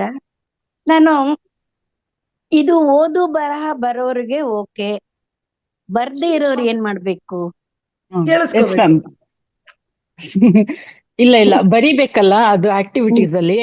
ಅದು ಏನ್ ಮಾಡ್ಬೇಕು ಅಂದ್ರೆ, ಕುತ್ಕೊಳ್ಳಿ, ನೈಟ್ ಅಲ್ಲಿ ಊಟ ಎಲ್ಲ ಆಯ್ತು, ಒಂದಷ್ಟು ವಾಕ್ ಮಾಡಿದ್ರಿ, ವಾಕ್ ಮಾಡುವಾಗ್ಲೂ ಕೂಡ ನೀವು ಥ್ಯಾಂಕ್ಸ್ ಹೇಳ್ತಾ ಇರಬಹುದು. ಇಂಥ ದಿವಸ ಈ ದಿವಸದಲ್ಲಿ ಬೆಳಗ್ಗೆಯಿಂದ ಈ ತರ ಕೆಲಸ ಮಾಡಿದೆ, ಆರೋಗ್ಯ ಸುಧಾರಿಸಿದೆ, ನಾನು ಚೆನ್ನಾಗಿದ್ದೇನೆ, ಇಷ್ಟೆಲ್ಲ ಆಕ್ಟಿವಿಟೀಸ್ ಆಯ್ತು, ಎಲ್ಲೋ ಹೊರಗಡೆ ಹೋಗಿದ್ದೆ, ಯಾರೋ ಹೆಲ್ಪ್ ಮಾಡಿದ್ರು, ಅಥವಾ ಇಂಥ ಕೆಲಸ ಆಗ್ಬೇಕಿತ್ತು, ಯಾರೋ ಮನೆಗ್ ಬಂದು ಸಾಮಾನ್ ತಂದ್ಕೊಟ್ರು, ಇದು ನನ್ಗೆ ಒಳ್ಳೆ ರೀತಿಯಲ್ಲಿ ಕೆಲಸ ಆಯ್ತು, ಯಾರೋ ನನ್ಗೆ ಸಹಾಯ ಮಾಡಿದ್ರು. ಅದನ್ನ ಪುನರಾವರ್ತನೆ ಮಾಡಿ ನೆನ್ಸ್ಕೊಳ್ತಾ ಬನ್ನಿ. ಕಹಿ ಘಟನೆಗಳನ್ನ ನೆನ್ಸ್ಕೊಳ್ಬೇಡಿ ಯಾವತ್ತು. ಯಾವ್ದು ಒಳ್ಳೇದಾಗಿದೆಯೋ, ಯಾರು ನಿಮ್ಗೆ ಹೆಲ್ಪ್ ಮಾಡಿದ್ರೋ ಅವ್ರಿಗೆ ಹಾಗೆ ನೆನಪು ಮಾಡ್ಕೊಂಡು ಥ್ಯಾಂಕ್ಸ್ ಹೇಳಿ, ಅದು ತಲುಪುತ್ತೆ. ಈಗ ಯಾರೇ ನಮ್ಗೆ ಏನಾದ್ರೂ ತೊಂದರೆ ಮಾಡಿದ್ರು ಅವ್ರಿಗೆ ಶಾಪ ಹಾಕೋ ಬದಲು ಏನೋ ಒಂದ್ ಮಾಡಿದ್ರು, ಓಕೆ ಬಿಡು, ಅವ್ರಿಗೆ ಒಳ್ಳೇದಾಗ್ಲಿ ಅಂತ ಬಿಟ್ಬಿಡ್ಬೇಕು. ಆದ್ರೆ ಅದು ಜಿದ್ದಾಗಿ ಹೋದ್ರೆ ನಮ್ಮಲ್ಲಿ ಅವರಲ್ಲಿ ಫೈಟ್ ನಡೀತಾ ಹೋಗುತ್ತೆ ಹೊರತು ಅದು ಎಂಡ್ ಆಗೋದಿಲ್ಲ. ಅದನ್ನ ಕ್ಷಮಿಸ್ಬಿಡ್ಬೇಕು. ಸೊ ಅದು ಕೆಟ್ಟ ರೀತಿಯಲ್ಲಿ ಆದ್ರೆ, ಒಳ್ಳೆ ರೀತಿಯಲ್ಲಿ ನಿಮ್ಗೆ ಸಹಾಯ ಮಾಡಿದ್ರೆ ಅಂತಂದ್ರೆ, ಬರಹ ಬರೆಯಕ್ ಆಗ್ತಾ ಇಲ್ಲ ಅಂತಂದ್ರೆ ನೆನಪು ಮಾಡ್ಕೊಳ್ಳಿ ಯಾವ್ದ್ಯಾವ್ದು ಒಳ್ಳೆ ವಿಚಾರಗಳಾಯ್ತು, ಯಾವ್ದ್ಯಾವ್ದು ನಿಮ್ಗೆ ಜೀವನದಲ್ಲಿ ಆವತ್ತಿನ ದಿನದಲ್ಲಿ ನಡಾವಳಿಗಳಾಯ್ತು, ಒಳ್ಳೇದಾಯ್ತು, ಒಂದು ರೀತಿಯ ಒಳ್ಳೆ ಆಹಾರವನ್ನ ಸೇವನೆ ಮಾಡಿದೆ, ಯಾರೋ ಒಬ್ರು ಬಂದ್ರು ಮಾತಾಡಿದ್ರು, ಇಲ್ಲ ಯಾರೋ ಫೋನ್ ಮಾಡಿದ್ರು ಮಾತಾಡಿದ್ರು, ಒಂದು ಸಾಂತ್ವನ ಸಿಕ್ತು ನನಗೆ, ಈ ರೀತಿ. ಈಗ ಮನೆಯಲ್ಲಿ ಎಲೆಕ್ಟ್ರಿಸಿಟಿ ಇದೆ, ಅದ್ರ ಇರೋದ್ರಿಂದ ನಾನು ಬೆಳಕನ್ನ ನೋಡ್ತಾ ಇದ್ದೇನೆ, ನಮ್ಮ ಮನೆ ಬೆಳಗಿದೆ. ಮತ್ತೆ ಫೋನ್ ಯೂಸ್ ಮಾಡ್ತೇವೆ, ಫೋನ್ ಇರೋದಕ್ಕೆ ತಾನೇ ನಾನು ನೀವು ಮಾತಾಡ್ತಾ ಇರೋದು ಕಣ್ಣೆದುರಿಗೆ. ಆಫ್ಲೈನ್ ಇಲ್ಲ ಅಂತಂದ್ರೂ ಈ ರೀತಿ ನಾವು ಪ್ರಯೋಜನವನ್ನ ಪಡ್ಕೊಳ್ತಾ ಇದ್ದೀವಿ. ಈ ಫೋನ್ಗೂ ಥ್ಯಾಂಕ್ಸ್ ಹೇಳ್ಬೇಕು, ಫೋನ್ಗೆ ಚಾರ್ಜರ್ ಯೂಸ್ ಮಾಡ್ತೀವಿ, ಚಾರ್ಜರ್ಗೂ ಥ್ಯಾಂಕ್ಸ್ ಹೇಳ್ಬೇಕು, ಕರೆಂಟ್ ಇರೋದಕ್ಕೆ ಚಾರ್ಜ್ ಆಗ್ತಾ ಇದೆ, ಕರೆಂಟ್ಗೆ ಥ್ಯಾಂಕ್ಸ್ ಹೇಳ್ಬೇಕು. ಹೀಗೆ ಪ್ರತಿಯೊಂದು ವಿಷಯಕ್ಕೂ ಥ್ಯಾಂಕ್ಸ್ ಹೇಳ್ತಾ ಮಾತನ್ನಲ್ಲೇ ಹೇಳಬಹುದು, ಬರಿಲೇಬೇಕು ಅಂತ ಇಲ್ಲ. ಬರೆದ್ರೆ ತುಂಬಾ ಎಫೆಕ್ಟಿವ್ ಆಗಿರುತ್ತೆ, ನಮ್ಮ ಸಬ್ ಕಾನ್ಶಿಯಸ್ ಮೈಂಡ್ಗೆ ಹೋಗುತ್ತೆ ಅನ್ನೋ ವಿಚಾರಕ್ಕೋಸ್ಕರ ಬರೀರಿ ಅಂತ ಹೇಳ್ತಾರೆ. ಆದ್ರೆ ಬರೆಯಕ್ಕಾಗದೆ ಇದ್ದವರು ನೆನಪು ಮಾಡ್ಕೊಂಡು ಅದಕ್ಕೆ ಥ್ಯಾಂಕ್ಸ್ ಹೇಳ್ಬೇಕು. ಧನ್ಯತಾ ಭಾವ ಹೃದಯದಿಂದ ಬರ್ಬೇಕು, ಅದು ಇಂಪಾರ್ಟೆಂಟ್. ಫಾರ್ ಎಕ್ಸಾಂಪಲ್, ಈಗ ನಂಗೆ ಒಬ್ರು ದುಡ್ಡು ಕೊಡ್ಬೇಕು, ಅವ್ರು ಮಾತೇ ಆಡಲ್ಲ, ಫೋನು ಪಿಕ್ ಮಾಡಲ್ಲ, ಮೆಸೇಜ್ ಮಾಡಿದ್ರೆ ರಿಪ್ಲೈಯೂ ಮಾಡಲ್ಲ, ಅಂತವ್ರಿಗೆ ಏನ್ ಮಾಡ್ಬೇಕು? ಆಕ್ಟಿವಿಟೀಸ್ ಇನ್ನ ಮುಂದೆ ಇದೆ ಮ್ಯಾಮ್. ಇದು ಸರಿ. ಸೆಕೆಂಡ್ 2 ದಿವಸದ ಆಕ್ಟಿವಿಟೀಸ್ ಮಾತ್ರ ಹೇಳಿದ್ದೇನೆ. ಮನಿ ಬಗ್ಗೆ, ಹೆಲ್ತ್ ಬಗ್ಗೆ, ನಮ್ಮ ರಿಲೇಶನ್ಶಿಪ್ ಬಗ್ಗೆ ಎಲ್ಲಾ ರೀತಿ ಒಂದೊಂದು ದಿವಸದಲ್ಲಿ ಒಂದೊಂದು ಪಾರ್ಟ್ಗಳಿದೆ. ಅದನ್ನ ಇನ್ ಮುಂದೆ ಎಕ್ಸ್ಪ್ಲೈನ್ ಮಾಡ್ತಾ ಹೋಗ್ತೇನೆ. ನಾಳೆ ಕೂಡ ಇರುತ್ತೆ. ನಾಳೆ Thank you. ಜಾಯ್ನ್ ಆಗಿ ನಾಳೆ ಖಂಡಿತ ಅದ್ರ ಬಗ್ಗೆ ಕೂಡ ತಿಳ್ಕೊ. ಮೇಡಮ್ ಮೊನ್ನೆ ನಂಗೆ ಸೋಮವಾರ ಲಿಂಕೇ ಕಳ್ಸಿಲ್ಲ ರೀ. 4:43 ನನ್ಗೆ ಮೆಸೇಜ್ ಬಂತು. ಅಷ್ಟೊತ್ತಿಗೆ ಧ್ಯಾನ ಎಲ್ಲ ಇದು ಮುಗ್ದಿದೆ. ಈ ಕ್ಲಾಸ್ ಇದು ಈ ಕಾರ್ಯಕ್ರಮದ ಕಡೆನಲ್ಲಿ ನಾನು ಮತ್ತೊಮ್ಮೆ ಹೇಳ್ತಾನೆ ಏನೇನ್ ಮಾಡ್ಬೇಕು. ಓಕೆನಾ? Okay sir, thank you madam. Nagesh sir ಮಾತಾಡಿ ಸರ್. ಎಲ್ಲ ಆತ್ಮಬಂಧುಗಳಿಗೆ ನಮಸ್ಕಾರ. ಸೊ ಡಾಕ್ಟರ್ ಯಶೋಧ ಮೇಡಮ್ ಅವರು ಇವತ್ತು ಬಾರಿ ಚೆನ್ನಾಗಿ ಹೇಳಿದ್ದಾರೆ. ನಮ್ಮ ಜೀವನದಲ್ಲಿ ಏನೆಲ್ಲ ಅಳವಡಿಸ್ಕೊಳ್ಬೇಕು ಅದನ್ನೆಲ್ಲ ಚೆನ್ನಾಗಿ ಹೇಳಿದ್ದಾರೆ. ನಾವು ಅನುಭವಕ್ಕೆ ಬಂದ್ರೆ ಅದಕ್ಕೆ ಥ್ಯಾಂಕ್ಸ್ ಕೊಡ್ಬೇಕು. ನಮ್ಮ ಸಬ್ ಕಾನ್ಶಿಯಸ್ ಮೈಂಡಿಗೆ ನಾವು ಥ್ಯಾಂಕ್ಸ್ ಕೊಡ್ತಾ ಬರ್ಬೇಕು. ಆಮೇಲೆ ಪಂಚಭೂತಗಳಿಗೆ ಥ್ಯಾಂಕ್ಸ್ ಕೊಡ್ತಾ ಬರ್ಬೇಕು. ನಮ್ಗೆ ಏನೆಲ್ಲ ಹೆಲ್ಪ್ ಆಗಿದೆ, ಏನೆಲ್ಲ ಸಹಾಯ ಆಗಿದೆ, ಯಾರಿಂದ ಸಹಾಯ ಆಗಿದೆ ಅವರಿಗೆ ಥ್ಯಾಂಕ್ಸ್ ಕೊಡ್ತಾ ಇರ್ಬೇಕು. ಅಥವಾ ಪ್ರತಿಯೊಂದಕ್ಕೂ ನಾವೀಗ ಊಟ ಮಾಡ್ತಾ ಇದ್ದೇವೆ, ಊಟ ಮಾಡುದಾದ್ರೆ ಅದರಲ್ಲಿ ಆ ಅನ್ನವನ್ನು ಬೆಳೆದವರು ಯಾರು, ಅದನ್ನು ತಂದು ಕೊಟ್ಟವರು ಯಾರು, ಅದನ್ನು ಮಾರಿದವರು ಯಾರು, ನಮ್ಗೆ ಬಂದು ಇದು ಎಲ್ಲ ಪ್ರತಿಯೊಬ್ಬರಿಗೂ ನಾವು ಥ್ಯಾಂಕ್ಸ್ ಕೊಡ್ತಾ ಬಂದ್ರೆ ನಮ್ಮ ಜೀವನವನ್ನು ಸುಧಾರಿಸಬಹುದು ಅಂತ ಹೇಳಿದ್ರು. ಆಮೇಲೆ ನಮ್ಮ ಸುಖ ಅನುಭವಕ್ಕೆ ಬಂದ್ರೆ ಅದಕ್ಕೂ ನಾವು ಕೃತಜ್ಞತೆ ಸಲ್ಲಿಸ್ಬೇಕು. ಮನೆಯಲ್ಲಿ ಒಳ್ಳೇದನ್ನೇ ಮಾತಾಡ್ಬೇಕು. ಅಕ್ಷಿಣಿ ದೇವತೆಗಳು ಅವರು ಹೇಳಿದ್ರು ನೋಡಿ, ಮುಂಚೆನೂ ಹೇಳ್ತಿದ್ರು, ಯಕ್ಷಿಣಿ ದೇವತೆಗಳು ಮೇಲ್ಗಡೆ ಅಸ್ತು ಅಸ್ತು ಅಸ್ತು ಅಂತ ಹೇಳ್ತಾರೆ. ಅದಕ್ಕೆ ಮನೆಯಲ್ಲಿ ಎಲ್ಲ ಒಳ್ಳೇದನ್ನೇ ಮಾತಾಡ್ಬೇಕು ಅಂತ ಹೇಳಿ ಎಲ್ಲ ಇಡೀ ನಮ್ಮ ಜೀವನದ ಒಂದು ಸಾರಾಂಶವನ್ನು ಅವರು ತುಂಬಾ ಚೆನ್ನಾಗಿ ಹೇಳಿದ್ದಾರೆ. ಅವರಿಗೆ ನಮ್ಮ ಇನ್ನೊಮ್ಮೆ ಧನ್ಯವಾದಗಳು, ಕೋಟಿ ಕೋಟಿ ಧನ್ಯವಾದಗಳು. ಧನ್ಯವಾದ ಸರ್. ನಿಮಗೂ ಕೂಡ ಚೊಕ್ಕದಾಗಿ ನೀವು ನಿಮ್ಮ ಮಾತುಗಳನ್ನ ಹೇಳಿದ್ರಿ. ಧನ್ಯವಾದ ನಿಮ್ಗೂನು. ಓಕೆ ಸರ್, ರಾಜು ಸರ್ ಮಾತಾಡಿ ಸರ್. ನಮಸ್ಕಾರ ಮೇಡಮ್. ಡಾಕ್ಟರ್ ಯಶೋಧ ಮೇಡಮ್ ಅವರಿಗೆ ನಮಸ್ಕಾರಗಳು. ಎಲ್ಲ ಆತ್ಮ ಬಂಧುಗಳಿಗೆ ನಮಸ್ಕಾರಗಳು ಮೇಡಮ್. ಯಶೋಧ ಮೇಡಮ್ ಅವರು ಇವತ್ತು ನಮ್ಮ ಬಾಲ್ಯದ ಜೀವನದಲ್ಲಿ ಯಾವ ರೀತಿ ಕಳೆದಿದ್ದೀವಿ ಅನ್ನೋದ್ರ ಬಗ್ಗೆ ಹೇಳಿದ್ರು. ನಾವು ಮ್ಯಾಜಿಕ್ ಗಳನ್ನ ಯಾವ ರೀತಿ ನೋಡ್ತಾ ಇದ್ದೀವಿ ಅದ್ರ ಬಗ್ಗೆನೂ ತಿಳಿಸಿಕೊಟ್ಟಿದ್ರು. ನಾವು ದಿನನಿತ್ಯ ಆಕ್ಟಿವಿಟಿಗಳನ್ನ ರಾತ್ರಿ ಮಲ್ಕೊಂಬಂದು ಬರೆದಿಟ್ಟೋದನ್ನ ಥ್ಯಾಂಕ್ಸ್ ಹೇಳೋದನ್ನು ಹೇಳಿಕೊಟ್ಟಿದ್ದಾರೆ ಮೇಡಮ್. ಅವ್ರಿಗೆ ತುಂಬಾ ತುಂಬಾ ಧನ್ಯವಾದಗಳು.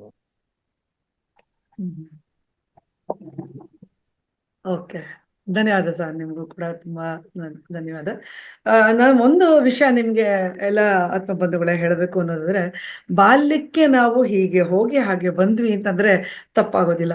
ಯಾಕೆಂದ್ರೆ ಬಾಲ್ಯದಲ್ಲಿ ನಾವು ತುಂಬ ಹೃದಯದಿಂದ ಆಡ್ತಾ ಇದ್ದಂತ ಆಟಗಳಿರ್ಬಹುದು, ನಾವು ತಿಂತಾ ಇದ್ದಂತ ಇವಾಗ ಹೊರಗಡೆಗೆ ಹೋಗಿ ಜೋಳ ತಿಂತಾ ಇದ್ವಿ, ಕಡಲೆಕಾಯಿ ತಿಂತಾ ಇದ್ವಿ. ಆಮೇಲೆ ಹೊರಗಡೆ ಬೇಯಿಸಿ ಅಲ್ಲಿ ಕೊಡೋರು ಈ ಗೆಣಸು, ಇವೆಲ್ಲನು ನಮ್ಮ ಬಾಲ್ಯದಲ್ಲಿ ನಾವು ತಿಂತಾ ಇದ್ವಿ. ಆಮೇಲೆ ನೆಲ್ಲಿಕಾಯಿ ಅಲ್ಲೇ ಉಪ್ಪು ಖಾರ ಹಾಕಿ ಕೊಡೋರು, ಮಾವಿನಕಾಯಿ ತಿಂತಾ ಇದ್ವಿ. ಇವಾಗೆಲ್ಲ ಆ ಸಂತೋಷ ಇಲ್ಲವೇ ಇಲ್ಲ. ಹೊರಗಡೆ ಹೋಗಿ ತಿಂದ್ರೆ ಇಲ್ಲಿ ಬೈತಾರೆ, ಹೊರಗಡೆ ಇಟ್ಟಿದ್ದು ಹಂಗೆಲ್ಲ ತಿನ್ಬೇಡ, ಅದೇನ್ ರೋಗ ಬರುತ್ತೋ ತಿನ್ಬೇಡ ಅಂತ ಅಂತಾರೆ. ಸೊ ಯಾವ್ದನ್ನ, ಯಾಕಂದ್ರೆ ನಮಗೆ ಖುಷಿ ಕೊಡ್ತಾ ಇದ್ದಂತ ಎಷ್ಟೋ ವಿಷಯಗಳು ಈಗ ಮರೆಮಾಚ್ದಂಗೆ ಆಗ್ಬಿಟ್ಟಿದೆ, ಯಾವುದು ಇವಾಗಿಲ್ಲ. ಈಗ ಹೊರಗಡೆಗೆ ಹೋಗಿ ನಾವು ಇವನ್ ಇದು ತಿಂತಿದ್ವಿ, ಏನದು ಈ ಬೇಯಿಸಿದ್ದ ಜೋಳ ಆಗ್ಲಿ, ಕಡಲೆಕಾಯಿ ಆಗ್ಲಿ, ಮತ್ತೆ ಹುಣಸೆ ಹಣ್ಣನ್ನ ಮತ್ತೆ ಕಾಯಿ ಇನ್ನು ತುಂಬಾ ಚೆನ್ನಾಗಿರೋದವೆಲ್ಲ ಬಾಲ್ಯದಲ್ಲಿ ಅಂತ ಅದ್ಭುತ ಅದು. ಆಮೇಲೆ ಹೊರಗಡೆ ಯಾವುದೋ ಒಂದು ಮೈದಾನಕ್ಕೆ ಹೋಗ್ತಿದ್ವಿ, ಸಿಕ್ಕಾಪಟ್ಟೆ ಮಣ್ಣೆಲ್ಲ ಮೈ ಮೇಲೆ ಎರ್ಸ್ಕೊಂಡು ಆನಂದದಿಂದ ಆಟ ಆಡ್ತಿದ್ವಿ. ಈಗ ಒಂದು ಸರಿ ಮಣ್ಣನ್ನ ಮೈ ಮೇಲೆ ಎತ್ಕೊಂಡ್ರೆ ಇನ್ನು ದೂರ ಇರಮ್ಮ, ಫಸ್ಟ್ ಸ್ನಾನ ಮಾಡ್ಕೊಂಡು ಒಳಗಡೆ ಬಾ ಅಂತಾರೆ ಮಕ್ಕಳಿಗೆ. ಅಂದ್ರೆ ಮಕ್ಕಳಿಗೆ ಆ ಬಾಲ್ಯವನ್ನ ಅನುಭವಿಸುವಂತ ಒಂದು ಸಮಯ ನಾವು ಕೊಡ್ತಾನೆ ಇಲ್ಲ. ಎಲ್ಲದಕ್ಕೂ ಏನಂತೀವಿ, ಆರೋಗ್ಯನ ಮುಂದೆ ತಂದ್ಬಿಟ್ಟು ಮಾಡ್ತಿದೀವಿ. ಅವ್ರಿಗೂ ಕೂಡ ಸಿಗ್ತಿಲ್ಲ. ಬಾಲ್ಯಕ್ಕೂ ಕರ್ಕೊಂಡು ಹೋದ್ರು ನಮ್ಮ ಯಶೋದವರು. ಹಾಗೇನೆ ನಮ್ಮ ಒಂದು ಪ್ರತಿಯೊಂದು, ನಾನು ಚಿಕ್ಕವಳಿಂದ ಹಾಗೆ ಅದೊಂದು ಅಭ್ಯಾಸ ನನಗೆ, ನಮ್ಮ ತಂದೆಯವರು ಹೇಳ್ಕೊಟ್ಟಿದ್ದದ್ದು. ಈಗ ಫ್ಯಾನ್ ಹಾಕಿದ ತಕ್ಷಣ ಬಂತು ಅಂದ್ರೆ ಅಯ್ಯೋ ಬಂಗಾರ ನೀನು, ತಕ್ಷಣ ಬಂದಿ ನೀನು ಅಂತ ಅನ್ನೋದು. ಅಂದ್ರೆ ಇದು ಥ್ಯಾಂಕ್ಫುಲ್ನೆಸ್ ಅಷ್ಟೇ. ಅವಾಗೆಲ್ಲ ನಾವು ಅದನ್ನ ಪ್ರೋತ್ಸಾಹ ಮಾಡ್ತಿದ್ರು ನಮ್ಮ ತಂದೆಯವರು ಅದನ್ನೆಲ್ಲ. ನಮ್ಮನೇಲಿ ಟಿವಿ ಇರ್ಲಿಲ್ಲ. ಆಕ್ಚುಲಿ ಟಿವಿ ಇಲ್ದೆ ನಾವೆಲ್ಲ ಹಾಡ್ತಾ ಇದ್ವಿ, ಡಾನ್ಸ್ ಮಾಡ್ತಾ ಇದ್ವಿ ಮನೇಲೆ. ನಮ್ಮ ಗುರುಗಳೆಲ್ಲ ನಮ್ಮ ಮನೇಲೇ ಇದ್ದಿದ್ರಿಂದ ಸೊ ನಮಗೆ ಅದ್ಭುತವಾದ ಒಂದು ಶಿಕ್ಷಣ ಸಿಗ್ತಾ ಇತ್ತು. ಎಲ್ಲರಿಗೂ ಅಷ್ಟೇ ಪ್ರತಿದಿನ ಇದೆ. ನಮ್ಮ ಅಕ್ಕ ಇರ್ಬೋದು, ಹಾಡು ಹೇಳ್ಕೊಡೋರು ನಮ್ಮ ಇನ್ನೊಬ್ಬ ಅಕ್ಕ ಇರ್ಬೋದು, ನಾಟಕ ಆಗ್ಲಿ, ಬೇರೆ ಕಲೆಗಳನ್ನ ಹೇಳ್ಕೊಡೋರು ನಮ್ಮ ತಂದೆ ಇರ್ಬೋದು. ಯಾರಿಗೆ ಆಗಿದೆ ಎಲ್ರಿಗೂ ಕಾಲು ಮುಟ್ಟಿ ನಮಸ್ಕಾರ ಮಾಡುವಂಥದ್ದನ್ನ ನಮ್ಮ ತಂದೆ ಹೇಳ್ಕೊಟ್ಟಿದ್ರು. ಬರೀ ನಾನು ವ್ಯಕ್ತಿಗತವಾಗಿ ಮಾತ್ರ ಹೇಳ್ತಾ ಇಲ್ಲ, ಪ್ರತಿಯೊಂದು.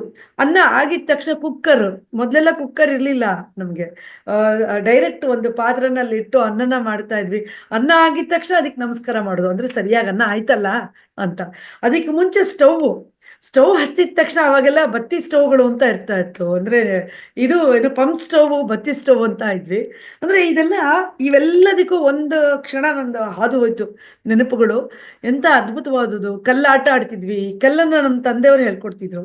ಹೌದು ಹೌದು, ಸಣ್ಣಗೌಡ್ರು ಹೇಳ್ತಿದ್ದಾರೆ, ಹುಣ್ಸೆಕಾಯಿ ಚಿಗಳಿ, ಬೆಳವಲ್ಲ ಹಣ್ಣು ಚಿಗಳಿ ಎಲ್ಲಾನು ಕರೆಕ್ಟ್, ನಿಜ ಅವೆಲ್ಲ. ಆಮೇಲೆ ಕಲ್ಲಾಟ ಆಡ್ಬೇಕಾದ್ರೆ ಕೈನ ಈಗ ಇಟ್ಕೊಂಡ್ಬಿಟ್ಟು ನೆಕ್ಸ್ಟ್ ನಾಳೆ ಹೇಳ್ತಾರೆ ಅದ್ರ ಬಗ್ಗೆ ಅವರು, ಯಶೋದವರು.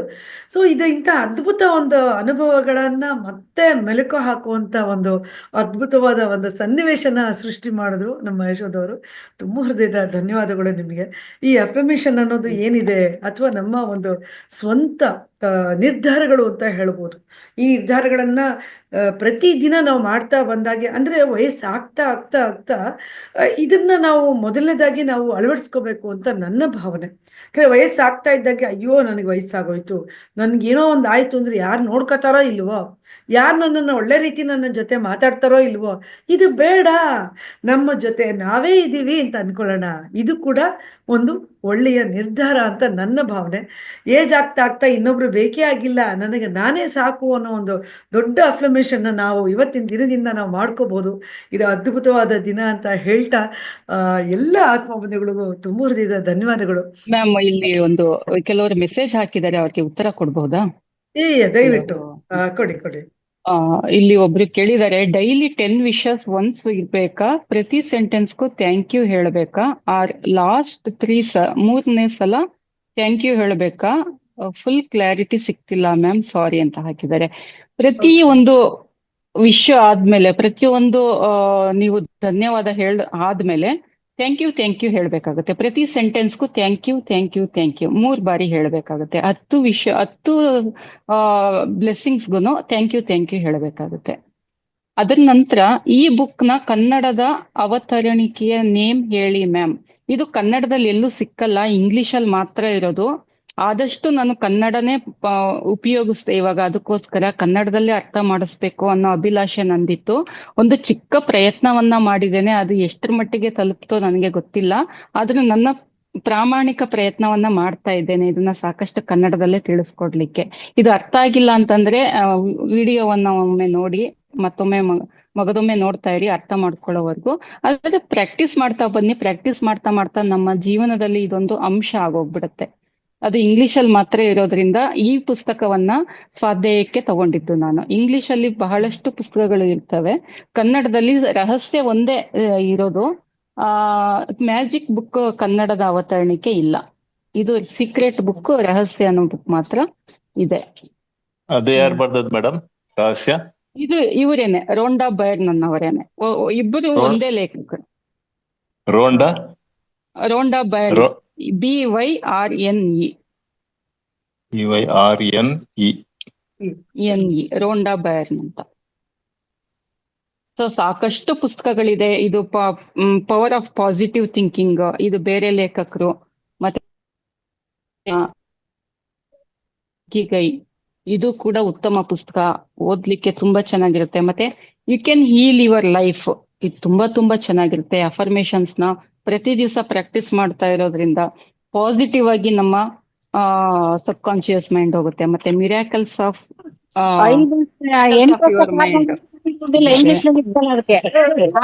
ಲಾ ಆಫ್ ಅಟ್ರಾಕ್ಷನ್, ಇಷ್ಟೊಂದು ಪುಸ್ತಕಗಳಿದೆ. ಯಾರೋ ಏನೋ ಹೇಳ್ತಾ ಇದ್ದಾರೆ.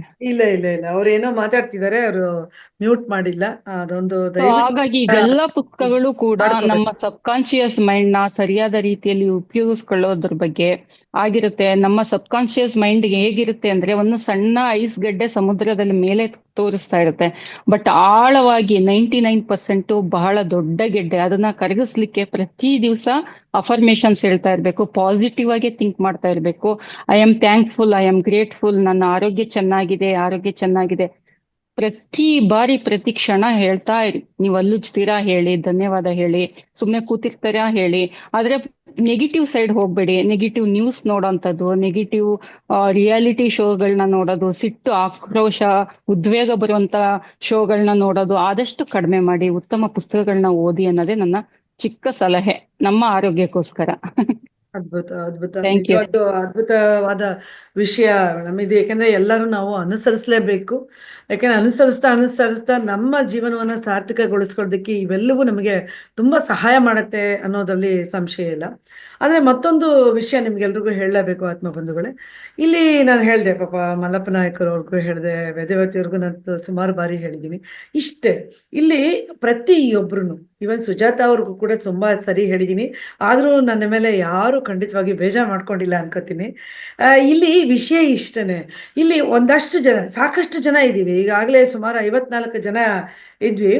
ಎಲ್ರು ಮಾತಾಡ್ಬೇಕು ಅಂತ ಅನ್ಕೋತಾರೆ.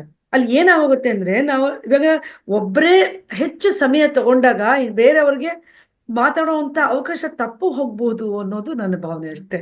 ಇದನ್ನ ನಮ್ಗೆ ಹೇಳ್ಬೇಕು ಅನ್ನೋದಾದ್ರೆ, ಯಾರಿಗೆ ಹೇಳ್ಬೇಕು ಅಂತಿದ್ಯೋ ಅವ್ರಿಗೆ ಖಂಡಿತ ಹೇಳಿ. ನೀವು ಪರ್ಸನಲ್ ಆಗಿ ಇಲ್ಲಿ ಮೆಸೇಜ್ ಮಾಡಿ, ಖಂಡಿತ ಅವೆಲ್ಲವನ್ನು ಓದ್ತೀವಿ ನಾವು.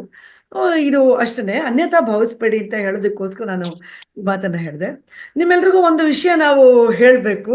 ಖಂಡಿತ ನಾನು ಇಲ್ಲಿ ಧನ್ಯ ಅಂತ ನಾನು ನಿಜವಾಗ್ಲೂ ಅನ್ಕೋತೀನಿ. ನೋಡಿ, ದಿನವೂ ನಾನು ನಿಮಗೆಲ್ರಿಗೂ ಥ್ಯಾಂಕ್ಸ್ ಹೇಳ್ತೀನಿ, ನಾನು ಧನ್ಯವಾದ ಹೇಳ್ತೀನಿ. ಇಷ್ಟೇ ಕಾರಣ, ಪ್ರತಿಯೊಂದು ನಾವು ಮಾತಾಡುವಂತ ಪ್ರತಿಯೊಂದು ಮಾತು ಕೂಡ ನನ್ನ ಆತ್ಮಬಂಧುಗಳು ಯಾರು ತಪ್ಪು ತಿಳ್ಕೊತಿಲ್ಲ ಅನ್ನೋದೇ ನನಗೆ ಅದ್ಭುತವಾದ ಒಂದು ವಿಷಯ. ಯಾರೂ ತಪ್ಪು ತಿಳ್ಕೊತಿಲ್ಲ. ನಾನು ಏನು ಹೇಳಬೇಕು ಖಂಡಿತ ಹೇಳ್ತಾ ಇದ್ದೀನಿ. ನೀವೆಲ್ಲರೂ ಅದನ್ನ ಅರ್ಥ ಮಾಡ್ಕೋತಿದ್ದೀರಿ, ನನ್ನನ್ನು ಹುರಿದುಂಬಿಸ್ತಿದ್ದೀರಿ ಅಂತ ಹೇಳೋದಕ್ಕೆ ತುಂಬಾ ಖುಷಿ ಪಡ್ತೇನೆ. ಒಂದು ವಿಷಯ ನಿಮಗೆ ಹೇಳಬೇಕು. ಇಲ್ಲಿ ಜನವರಿ 1ನೇ ತಾರೀಕು ಮೈಸೂರು ನಲ್ಲಿ ಇರೋಂಥ ಒಂದು ರಿಂಗ್ ರೋಡಲ್ಲಿ ಒಬ್ಬರು ಕಲ್ಯಾಣಗಿರಿಯ ಕಲ್ಯಾಣೇಶ್ವರ ದೇವಸ್ಥಾನದ ಅರ್ಚಕರು ಒಬ್ರು ಸುಬ್ರಹ್ಮಣ್ಯ ಭಟ್ ಅಂತ, ಅವರು ತೀವ್ರವಾಗಿ ಗಂಭೀರ ಸ್ಥಿತಿಯಲ್ಲಿದ್ದಾರೆ, ಅಂದ್ರೆ ಕೋಮಾ ಸ್ಟೇಜ್ ಅಲ್ಲಿ ಇದ್ದಾರೆ ಅಂತ ಹೇಳಿ ನಾಗರಾಜ್ ಸರ್ ಆಗ್ಲಿ ಮತ್ತೆ ರಂಗನಾಥ್ ಸರ್ ಅವರು ಎಲ್ಲ ಗ್ರೂಪ್ಗಳಲ್ಲೂ ಹಾಕಿದ್ದಾರೆ. ಅವರು ಇದನ್ನ ಕೇಳ್ಕೊಂಡಿದ್ದಾರೆ. ದಯವಿಟ್ಟು ಯಾರಿಗೆ ಸಾಧ್ಯವಾಗುತ್ತೋ, ನಿಮಗೆ ಏನನ್ನ ಹಣದ ರೂಪದಲ್ಲಿ ಸಹಾಯ ಮಾಡಲಿಕ್ಕೆ ಸಾಧ್ಯವಾಗುತ್ತೋ ಅವರು ಖಂಡಿತ ಮಾಡಿ ಅಂತ ಅವರು ಕೇಳ್ಕೊಳ್ತಾ ಇದ್ದಾರೆ.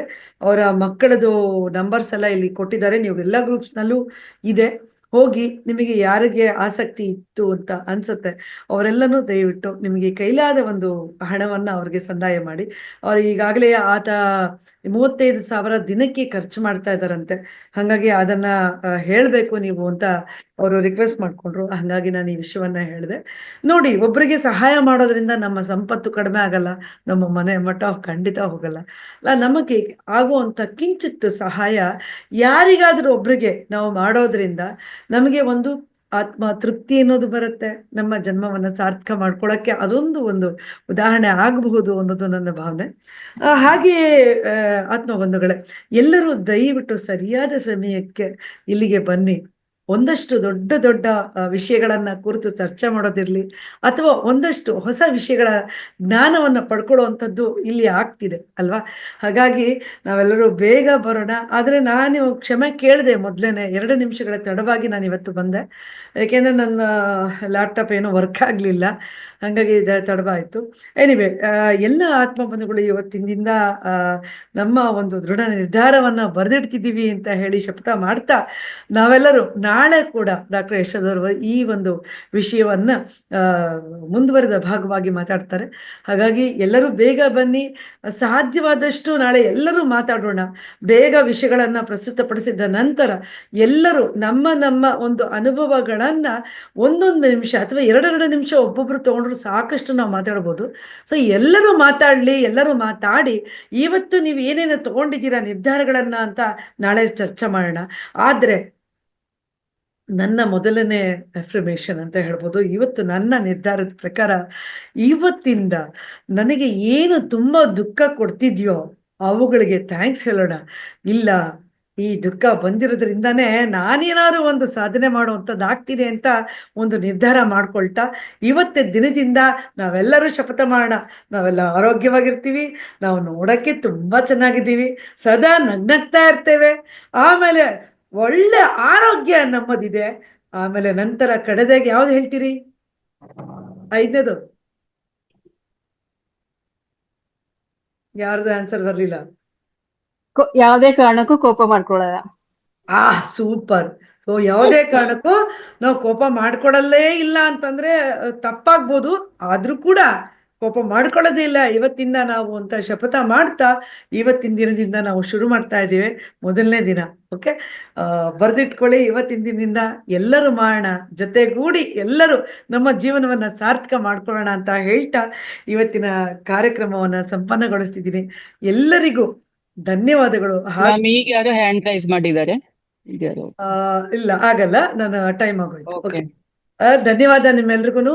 ಎಲ್ಲರಿಗೂ ಪ್ರೀತಿಪೂರ್ವಕವಾದ ಧನ್ಯವಾದಗಳನ್ನ ಅರ್ಪಿಸ್ತಾ ನಿಮ್ಮೆಲ್ಲರಿಗೂ ತುಂಬ ಹೃದಯದ ಮತ್ತೊಮ್ಮೆ ನಮಸ್ಕಾರಗಳನ್ನ ತಿಳಿಸ್ತಾ ಕಾರ್ಯಕ್ರಮವನ್ನ ಸಂಪನ್ನಗೊಳಿಸ್ತೀನಿ. ನಮಸ್ತೆ.